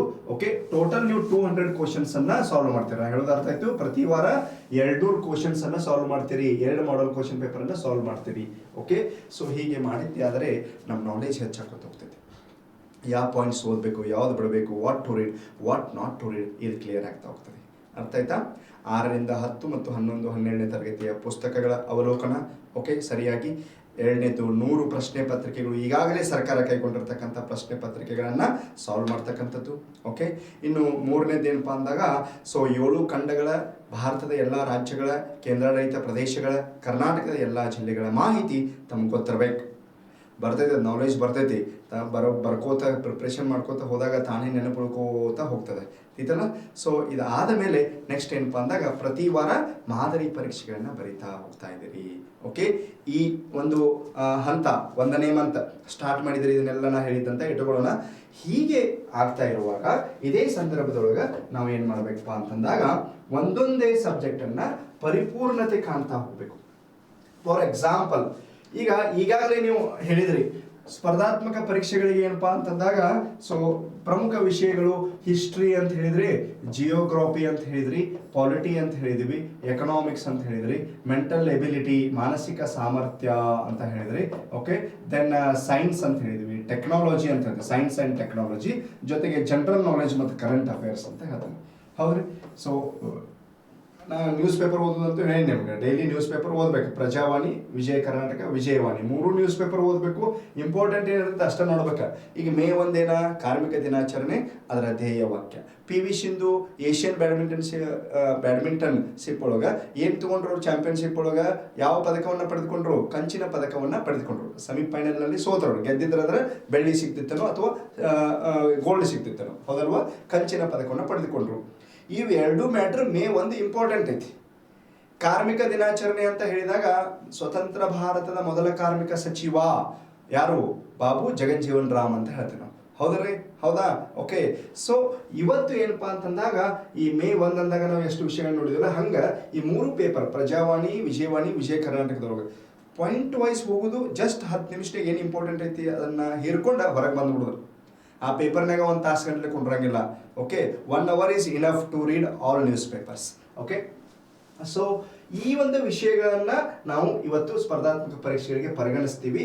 ಇದ್ರಾಗ ನಿನಗೆ ಯಾವ್ದು ವಿಷಯ ಲೈಕ್ ಆಗ್ತೈತಿ, ಫಾರ್ ಎಕ್ಸಾಂಪಲ್ ನಾ ಹಂಗ ಅಜೂಮ್ಷನ್ ಒಂದು ಎಕ್ಸಾಂಪಲ್ ತಗೋತೀನಿ. ಹಿಸ್ಟ್ರಿ ವಾಸ್ಟ್ ಸಬ್ಜೆಕ್ಟ್ ಐತಿ, ಅದನ್ನ ತಗೋತೀನಿ ಈಗ. ಓಕೆ, ಇದನ್ನ ಏನ್ ಮಾಡೋದು ನೀ ಅಂತಂದ್ರೆ ಫಸ್ಟ್ 2 months ಬರೀ ಹಿಸ್ಟ್ರಿನ ಓದೋದು 2 ತಿಂಗಳು into 5 to 6 hours. 5 to 6 hours. Okay, so depend upon your grasping level. ಹಿಸ್ಟ್ರಿನ ಓದೋದು ನೀ ನಾಷ್ಟ ಮಾಡಿದ್ರು ಹಿಸ್ಟ್ರಿ, ಊಟ ಮಾಡಿದ್ರು ಹಿಸ್ಟ್ರಿ, ಕುಂತ್ರು ಹಿಸ್ಟ್ರಿ, ಮಲ್ಕೊಂಡ್ರು ಹಿಸ್ಟ್ರಿ, ಒಟ್ಟೆ ಹಿಸ್ಟ್ರಿ ಒಳಗೆ ಇರುತ್ತೆ. 2 ತಾಸು ರಿಮೈನಿಂಗ್ 2 hours ಏನೈತಿಲ್ಲ ಅದನ್ನ ಏನ್ ಮಾಡೋದಪ್ಪ ಅಂತಂದ್ರೆ ಜಿಯೋಗ್ರಫಿ, ಪೊಲಿಟಿ, ಎಕನಾಮಿಕ್ಸು ಈ ವಿಷಯಗಳಿಗೆ ಸ್ವಲ್ಪ ಏನಪ್ಪಾ ಅಂತಂದ್ರೆ ಗಮನ ಕೊಡ್ತಾರೆ. ಒಂದೇ ವಿಷಯ ಬೇಜಾರಾಗುತ್ತೆ, ಆಮೇಲೆ ನೋಟ್ಸ್ ಮಾಡ್ಕೋತಾ ಇರೋದು. Okay, fine. ಇದ್ರ ಜೊತೆಗೆ 1 hour ನೀ ಅದಕ್ಕೆ ಟೈಮ್ ಕೊಡ್ತೀಪ್ಪ ಅಂತಂದ್ರೆ ಮ್ಯಾಗ್ಝಿನ್ಗಳನ್ನ ಓದೋದು, ನ್ಯೂಸ್ ಪೇಪರ್ ಓದೋದು. ಇದು ಡೈಲಿ ನೀರು ಕುಡ್ದಂಗೆ ಇರೋದೇ ಇದು ವಿಷಯ. ಮ್ಯಾಗ್ಝಿನ್ಗಳನ್ನ ಓದ್ತಕ್ಕಂಥದ್ದು. ಸ್ಪರ್ಧಾ ವಿಜೇತ, ಜ್ಞಾನ ಸಾಧನ, ಅವಲೋಕನ, ಓಕೆ, ಸ್ಪರ್ಧಾ ಸ್ಫೂರ್ತಿ, ಯೋಜನಾ, ಹೀಗೆ ಸುಮಾರು ಒಂದು 10 ರಿಂದ 12 ಬಹಳ ಪ್ರಸಿದ್ಧವಾದಂತಹ ಪತ್ರಿಕೆಗಳನ್ನು ನಾವು ಕಾಣ್ತಕ್ಕಂಥದ್ದು, ಮಾಸಿಕ ಪತ್ರಿಕೆ. ಈ ಮ್ಯಾಗ್ಝಿನ್ಸ್ ತೊಗೊಂಡು ನಿನಗೆ ಯಾವ್ದು ಲೈಕ್ ಆಗ್ತಿತ್ತಲ್ಲ ಅದನ್ನ ಏನಪ್ಪಾ ಅಂತಂದ್ರೆ ಒಂದು 2 ರಿಂದ 3 ಮ್ಯಾಗ್ಝಿನ್ಸ್ಗಳನ್ನ ಅಷ್ಟೇ ರೆಫರ್ ಮಾಡಿ, ಎಲ್ಲನೂ ಮೇಡಮ್ ಅಂತ 2 ರಿಂದ 3 ಬೇಕಾಗ್ತೈತಿ. ಸೊ ಒಂದು ಮ್ಯಾಗ್ಝಿನ್ ಒಳಗಿದ್ದ ವಿಷಯ ಮತ್ತೊಂದ್ರೊಳಗೆ ಇರಂಗಿಲ್ಲ, ಅದ್ರಾಗಿದ್ದು ಮತ್ತೊಂದ್ರೊಳಗೆ ಇರಂಗಿಲ್ಲ. 2-3 ಮ್ಯಾಗ್ಝಿನ್ ನೀನು ಓದೋದ್ರಿಂದ ನಿನಗೆ ಒಬ್ಬೊಬ್ರು ಕೇಳ್ತಾರೆ, ಸೊ ಹೆಂಗೆ ಓದೋದ್ರಿ, ಎಲ್ಲಿ ಕವರ್ ಮಾಡೋದ್ರಿ, ಹೆಂಗ್ರಿ ಅಂತೇಳಿ. ವಿಷಯದಲ್ಲಿ ತಲ್ಲೀನನಾದಾಗ, ಆ ಒಂದು ರುಚಿ ಕ್ರಿಯೇಟ್ ಆದಾಗ, ಟೇಸ್ಟ್ ಕ್ರಿಯೇಟ್ ಆದಾಗ, ಬುಕ್ ಸೈಜ್ ಆಗಲಿ, ಬುಕ್ನಾಗ ಇರ್ತಕ್ಕಂಥ ಪೇಜ್ಗಳು ನಮ್ಗೆ ಏನಾಗೋದಿಲ್ಲ, ಕನ್ಸಿಡರ್ ಆಗೋದಿಲ್ಲ. ಹಾಗೆ ತಾನೇ ಗೊತ್ತಾಗ್ತೈತಿ, ತಾನೇ ಮೂವ್ ಆಗ್ತಿರ್ತೈತಿ. ಹಂಗೆ ಮನಸ್ಸು ಮಾಡಿದ್ರೆ ನೀವು ಒಂದು ದಿನಕ್ಕೆ ಆ ಮ್ಯಾಗ್ಝಿನ್ ಮುಗಿಸಿಬಿಡ್ತೀರಿ. ಯಾಕಂದ್ರೆ ನಿಮ್ಗೆ ಯಾವುದು ಇಂಪಾರ್ಟೆಂಟು, ಎಲ್ಲಿ ಓದಬೇಕು, ಎಷ್ಟು ಹೋಗಬೇಕು, ಎಷ್ಟು ಬರಬೇಕು ಅನ್ನೋದು ಅರ್ಥ ಆಗ್ತೈತಿ. ಆದರೆ ಯಾವಾಗ ಹಂಗೆ ಆಗ್ತೈತಪ್ಪ ಅಂತಂದಾಗ ನೀನು 3 ರಿಂದ 4 ತಿಂಗಳು ಸಂಪೂರ್ಣವಾಗಿ ತನು ಮನ Dhanani involve ಆಗಿರ್ಬೇಕಾದ್ರಾಗ competitive exams preparation ಒಳಗೆ ಸಂಪೂರ್ಣವಾಗಿ ಏನಾಗಿರ್ಬೇಕು, ನೀನು ಇನ್ವಾಲ್ವ್ಮೆಂಟ್ ಆಗಿರ್ಬೇಕು. ಅವಾಗ ನಿನಗೆ ಆ ರೀತಿ ಗ್ರಿಪ್ ಸಿಗ್ತೈತಿ. ಅದಕ್ಕೆ ಇನ್ಮೇಲೆ ನೀವು ಯಾರನ್ನೂ ಹೆಂಗೆ ಓದಿದ್ರಿ, ಯಾವ ಪುಸ್ತಕ ಓದ್ರಿ ಏನ್ರಿ ಕೇಳಕ್ಕೆ ಹೋಗ್ಬೇಡ. ಓದಕ್ಕೆ ಕೂತು ಬಿಡ, ಸ್ಟಾರ್ಟ್ ಮಾಡಿಬಿಡ, ನೀರಾಗಿ ಜಿಗಿದು ಬಿಡ, ಈಜಾಗ ಚಾಲು ಮಾಡಿಬಿಡ. ತೈತಲ್ಲ, ಸಪೋರ್ಟ್ ತೊಗೊಂಡು ಈಸ್ತೀಯ ಮೊದಲ, ಆಮ್ಯಾಗ ತಾನೇ ಈಜೋದು ಗೊತ್ತಾಗ್ತೈತಿ. ಇದು ಕೂಡ ಹಾಗೆ ಸ್ವಲ್ಪ ಐಡಿಯಾಸ್ ತೊಗೊಂಡು ಓದಕ್ಕೆ ಸ್ಟಾರ್ಟ್ ಮಾಡು. 3-4 ತಿಂಗಳು ಆದ್ಮ್ಯಾಗ ತಾನೇ ನಿಂಗೆ ಗೊತ್ತಾಗ್ತೈತಿ ಯಾವ್ದ್ಯಾವ್ದು ಕವರ್ ಮಾಡಬೇಕು ಅಂತ. ಆವಾಗ ಅದನ್ನು ಕವರ್ ಮಾಡ್ತಾ ಹೋಗೋದು ಒಂದೇ ನಮ್ಮ ಕೆಲಸ. ಕ್ಲಿಯರ್ ಆಯ್ತು ಫ್ರೆಂಡ್ಸ್? ಓಕೆ, ಸೊ ಬನ್ನಿ, come back to the point. History ಚಾಲು ಮಾಡಿದ್ರಿ, 2 ತಿಂಗಳು ಸಂಪೂರ್ಣ ಹಿಸ್ಟ್ರಿ ಓದಿರಿ. ಪ್ರಾಚೀನ ಇತಿಹಾಸ, ಮಧ್ಯಕಾಲೀನ, ಆಧುನಿಕ ಕರ್ನಾಟಕದ ಇತಿಹಾಸ ಓದಿರಿ. ಒಂದು ಸರ್ಫೇಸ್ ನಾಲೆಜ್ ನೀವೇನು ಮಾಡಿದಿರಿ, ತೊಗೊಂಡ್ಬಿಟ್ಟಿದಿರಿ ಅಂತ ತಿಳ್ಕೊಂಡ. ಓಕೆ, ಇನ್ನೇನು ಮಾಡ್ರಿ, ಜಿಯೋಗ್ರಫಿ ವಾಸ್ಟ್ ಸಬ್ಜೆಕ್ಟ್. ಓಕೆ, 2 ತಿಂಗಳಾದ್ಮೇಲೆ ಜಿಯೋಗ್ರಫಿಗೆ ಬರ್ರಿ. ಡೈಲಿ 6 hours ಜಿಯೋಗ್ರಫಿನ ಓದೋದು. 2 ತಿಂಗಳ ಸಂಪೂರ್ಣವಾಗಿ ಏನಪ್ಪಾ ಅಂತಂದ್ರೆ ಜಿಯೋಗ್ರಫಿನ ಸ್ಪರ್ಧಾತ್ಮಕ ಪರೀಕ್ಷಾ ನಿಟ್ಟಿನಲ್ಲಿ ಪ್ರಿಪರೇಷನ್ ಮಾಡಿ ಮುಗಿಸಿಬಿಡೋದು ಸರ್ಫೇಸ್ ಲೆವೆಲ್. ಸೊ ಉಳಿದಂತಹ 2 ತಾಸಲ್ಲಿ ಒಂದು ಅರ್ಧ ತಾಸು ಈ ಹಿಸ್ಟ್ರಿ ಮತ್ತು ಇದ್ರ ಮರೆತು ಬಿಡ್ತೀವಿ ನಾವು. ಮತ್ತೆ ಅದಕ್ಕೆ ಇದನ್ನು ರಿವಿಷನ್ ಮಾಡ್ಕೋತಾ ಇರೋದು ಒಂದು ಅರ್ಧ ತಾಸು ಡೈಲಿ ಐತಲ್ಲ. ಇನ್ನು 1.5 ತಾಸು ಅಥವಾ 2 ತಾಸು ಮತ್ತೆ ಏನು ಮಾಡೋದು, ಇತರೆ ಸಬ್ಜೆಕ್ಟ್ಗಳು. 1 hour ಏನು ಮಾಡಬೇಕು, current affairs, general knowledge through media, news papers, magazines, ಮತ್ತು ನೋಟ್ಸ್ ಮಾಡ್ತಾ ಇದೀಯಾ. ಮೇ 1ನೇ ತಾರೀಕು ಅಂತ ಡೇಟ್ ಹಾಕಬೇಕು. ಒಂದು 10 ಪಾಯಿಂಟ್ಸ್ ಹೊಸ ವಿಷಯಗಳನ್ನ ತಿಳ್ಕೊಂಡು ಆ ಬುಕ್ಕಲ್ಲಿ ಬರಿಬೇಕು. ನೀ ಸೆಲೆಕ್ಟ್ ಆಗಿ ಗೌರ್ಮೆಂಟ್ ಜಾಬ್ ಸಿಕ್ಕ ಮ್ಯಾಗ ಅದರದ್ದು ಮಹತ್ವ ಒಂದು ಏನಪ್ಪ ಅಂತಂದಾಗ ಆ ಸವಿ ನೆನಪನ್ನೇ ಬೇರೆ ಅನಿಸ್ತದೆ. ಐತಲ್ಲ, ನೀ ಡೈಲಿ ಡೇಟ್ ಹಾಕಬೇಕು. ಇವತ್ತು ಮೇ 2 ಅಂತ ಡೇಟ್ ಹಾಕಬೇಕು. ನ್ಯೂಸ್ ಪೇಪರ್ ತೊಗೊಂಡ್ಕೊಂಡಿರ್ಬೇಕು. ವಾಟ್ಸಪ್, ಟೆಲಿಗ್ರಾಮ್ ಗ್ರೂಪ್ ಇರಬೇಕು. ಭಾಳ ಇರಬಾರ್ದ, 1 ರಿಂದ 2 ಗ್ರೂಪ್ ಅಷ್ಟೇ. 100 ಗ್ರೂಪ್ ತೊಗೊಂಡ್ರು. NCSC national commission for scheduled cost ಇತ್ತೀಚೆಗೆ ಯಾರು ಅಧ್ಯಕ್ಷರಾಗಿ ಆಯ್ಕೆ ಆಗಿದ್ದಾರಪ್ಪ ಅಂದಾಗ ವಿಜಯ್ ಸಂಪಲ. ಈ ಗ್ರೂಪ್ ಒಳಗೂ ಅದ ಬಂದಿರ್ತೈತಿ, ಆ ಗ್ರೂಪ್ ಒಳಗೂ ಅದ ಬಂದಿರ್ತೈತಿ. ಸುಳ್ಳ 100 ಗ್ರೂಪ್ ತೊಗೊಳಂಗಿಲ್ಲ. ನಾವು ಹಾಳಾಗೋದು ಅಲ್ಲೇ. ನಾನು ಹಿಡ್ಕೊಂಡನ ನಾವು ಏನು ಮಾಡ್ತೀವಿ, ಒಂದು 50 ವಾಟ್ಸಪ್ ಗ್ರೂಪ್ ಇರ್ತಾವೆ, ಒಂದು 50 ಟೆಲಿಗ್ರಾಮ್ ಗ್ರೂಪ್ ಇರ್ತಾವೆ, ಮತ್ತು ಫೇಸ್ಬುಕ್. ಇದನ್ನು ನಾವು ಏನಪ್ಪ ಅಂದ್ರೆ ಮೇಂಟೈನ್ ಮಾಡೋದ್ರಾಗ ನಮ್ಮ ಟೈಮ್ ಆಗಲ್ಲ ಹೋಗಿರ್ತೈತಿ. ಅದಕ್ಕೆ ನೀವು ಏನಪ್ಪ ಅಂತಂದ್ರೆ ಒಂದು ವಾಟ್ಸಪ್ ಬೆಸ್ಟ್ ಗ್ರೂಪ್ ಯಾವ್ದು ಅನಿಸ್ತಿಲ್ಲ ನಿಮಗೆ, ಅದು ಒಂದು ಟೆಲಿಗ್ರಾಮ್ ಗ್ರೂಪ್. ಇಷ್ಟ ಇವನ್ನ ಅಷ್ಟೇ ರೆಫರ್ ಮಾಡ್ಕೊಂಡು ಅದನ್ನಷ್ಟೇ ನಾಲೆಜ್ ಗೇನ್ ಮಾಡ್ಕೋತಾ ಹೋಗ್ಬೇಕು. ಕ್ಲಿಯರ್ ಆಯ್ತು ರೀ? 4 ತಿಂಗಳಾಗೈತಿ. ಹಿಸ್ಟ್ರಿ ಮುಗಿಸಿರಿ, ಜಿಯೋಗ್ರಫಿ ಸಂಪೂರ್ಣವಾಗಿ ಮುಗಿಸಿರಿ. 2 ವಿಷಯಗಳನ್ನ ಮುಂದಿನ ಹಂತದಲ್ಲಿ ಏನು ಮಾಡ್ರಿ, ಪೊಲಿಟಿ ಮತ್ತು ಎಕನಾಮಿಕ್ಸ್. ಪಾಲಿಟಿ ಒಂದು 4 ಅವರ್ಸ್ ಓದೋದು, ಎಕನಾಮಿಕ್ಸ್ 4 ಅವರ್ಸ್ ಓದೋದು. ಓಕೆ, ಸೊ ಇದರಷ್ಟು ವಾಸ್ಟ್ ಇಲ್ಲ. Okay, syllabus. ಸೊ ಇದನ್ನ 3 ತಿಂಗಳು ಟೈಮ್ ತಗೊಳ್ಬೇಕಾರೆ ಪಾಲಿಟಿ ಮತ್ತು ಎಕನಾಮಿಕ್ಸ್ಗೆ. ಇಲ್ಲಿ 4 ತಿಂಗಳು, ಇಲ್ಲಿ ಒಂದು 3 ತಿಂಗಳು, ಸುಮಾರು 7 ತಿಂಗಳಲ್ಲಿ ಪ್ರಮುಖ 4 ವಿಷಯಗಳು ಮುಗಿತು. ಮತ್ತೆ ಒಂದು ತಿಂಗಳಲ್ಲಿ ಸೈನ್ಸ್ ಆ್ಯಂಡ್ ಟೆಕ್ನಾಲಜಿಯನ್ನು ಮುಗಿಸ್ಕೊಂಡ್ರು, ಸೈನ್ಸ್ ಮುಗಿಸ್ಕೊಂಡ್ಬಿಟ್ರೆ. 8th 9th 10th ಪುಸ್ತಕ NCERT ಆಗಿರ್ಬೋದು, ಮತ್ತು ನಮ್ಮ ಕನ್ನಡ ಮಾಧ್ಯಮ ರಾಜ್ಯ ಮಟ್ಟದ್ದಾಗಿರ್ಬೋದು, ಅವುಗಳನ್ನೇ ನೀಟಾಗಿ ಓದಿ. ಯಾರು ನಿಮಗೆ ಸೈನ್ಸ್ ಟೀಚ್ ಮಾಡಿದ್ದಾರೆ ಅವರು ಒಂದು ನೋಟ್ಸು, ನಿರಂಜನ್ ಸರ್ದಾಗಿರ್ಬೋದು. ಓಕೆ, ಅದ್ರ ಜೊತೆಗೆ ವೆಂಕಟರಮಣ ಸ್ವಾಮಿ ಅಂತ ಕೇಳ್ತೀವಿ, ರವಿ ಸರ್ ಅಂತ ಹೇಳ್ತೀವಿ, ಅವ್ರು ಬರೆದಿರ್ತಕ್ಕಂತಹ ಸೈನ್ಸ್ ಪುಸ್ತಕಗಳಾಗಿರ್ಬೋದು. ಇಂಗ್ಲೀಷಲ್ಲಿ ಕೆಲವೊಂದು ಲೂಸೆಂಟ್ ಆಗಿರ್ಬೋದು. NCERT is enough. ಓಕೆ, ಶಿಕ್ಷಕರ ನೋಟ್ಸ್ ಅಂತ ಹೇಳ್ತೀವಿ. ಒಳ್ಳೆ ಶಿಕ್ಷಕರು ನೀವು ವಿಷಯಗಳನ್ನ ತೆಗಿಬೇಕು. ಕರ್ನಾಟಕ ಸರ್ಕಾರದಲ್ಲಿ ಯಾರು ಅತ್ಯುತ್ತಮ ಈ ಒಂದು ವಿಷಯದಲ್ಲಿ ಬೋಧನೆ ಮಾಡೋರು ಇದಾರಲ್ಲ, ಅವರು ನೋಟ್ಸನ್ನು ನೀವು ಕಂಪೈಲ್ ಮಾಡಬೇಕು. ನೋಟ್ಸ್ ಕಂಪೈಲ್ ಮಾಡೋದು ಒಂದು ಏನಪ್ಪ ಅಂದ್ರೆ ವೆರಿ ಇಂಪಾರ್ಟೆಂಟ್ ಟಾಸ್ಕ್ ಇದರಲ್ಲಿ. ಓಕೆ, ಸೊ ಹೀಗೆ ಸುಮಾರು 8 ತಿಂಗಳಲ್ಲಿ ಒಂದು ಲೆವೆಲ್ ಎಲ್ಲ ಸಬ್ಜೆಕ್ಟ್ಗಳನ್ನು ಮುಗಿಸ್ಕೊಂಡು ಬಿಡ್ರಿ. 8ರಿಂದ 10 ತಿಂಗಳು ಹೋಗೋದಕ್ಕೆ ಒಂದು ಟೈಮ್ ಚಂದಂಗ ಎಲ್ಲ ಸಬ್ಜೆಕ್ಟಿಗೆ ನಾನು ಟಚ್ ಕೊಟ್ಟಿದ್ದೀನಿ, ಎಲ್ಲ ಟಾಪಿಕ್ಕಿಗೆ ನಾನು ಟಚ್ ಕೊಟ್ಟಿದ್ದೀನಿ.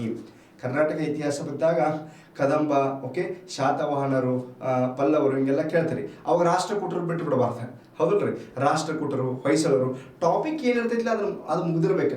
ದಿವಾನರುಗಳಂತ ಬರ್ತೈತಿ, ಕರ್ನಾಟಕದ ಏಕೀಕರಣ ಅಂತ ಬರ್ತೈತಿ, ಕಮಿಷನರ್ಗಳ ಆಳ್ವಿಕೆ ಅಂತ ಬರ್ತೈತಿ. ಹೆಡ್ಲೈನ್ಸ್ ಮೊದಲು ತಿಳ್ಕೊರಿ ಏನೇನು ಬರ್ತೈತೆ ಅದ್ರಾಗ. ಆ ಹೆಡ್ಲೈನ್ಸ್ ಒಳಗೆ ಹೋಗಿ ವಿಷಯಗಳನ್ನು ಸ್ಪರ್ಧಾತ್ಮಕ ದೃಷ್ಟಿಯಿಂದ ಕವರ್ ಮಾಡ್ಕೊಳ್ಳಿ. ಕ್ಲಿಯರ್ ಆಯ್ತಾ ಫ್ರೆಂಡ್ಸ್? ಸೊ ಈ ಒಂದು ಏನಪ್ಪಾ ಅಂತಂದಾಗ ಈ ನಿಟ್ಟಿನೊಳಗೆ ನೀವು ಪ್ರಿಪ್ರೇಷನ್ ಮಾಡ್ತಾ ಹೋಗ್ರಿ.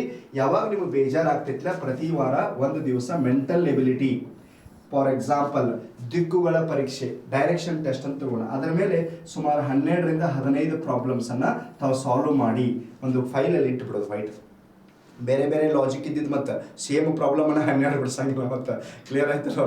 ಬೇರೆ ಬೇರೆ ಏನಪ್ಪ ಅಂದ್ರೆ ಡಾಟಾ ಇದ್ದಿದ್ದು ತೆಗೆದುಕೊಂಡು ಬೇರೆ ಬೇರೆ ಲಾಜಿಕ್ ಇದ್ದಿದ್ದನ್ನು ಪ್ರಾಬ್ಲಮ್ಸನ್ನು ಆ ಟಾಪಿಕ್ ಮ್ಯಾಗ, ದಿಕ್ಕುಗಳ ಪರೀಕ್ಷೆ ಮ್ಯಾಗ 10ರಿಂದ 12 ಪ್ರಾಬ್ಲಮನ್ನು ಸಾಲ್ವ್ ಮಾಡಿ ಇಟ್ಕೊಂಡ್ಬಿಡ್ಬೇಕು.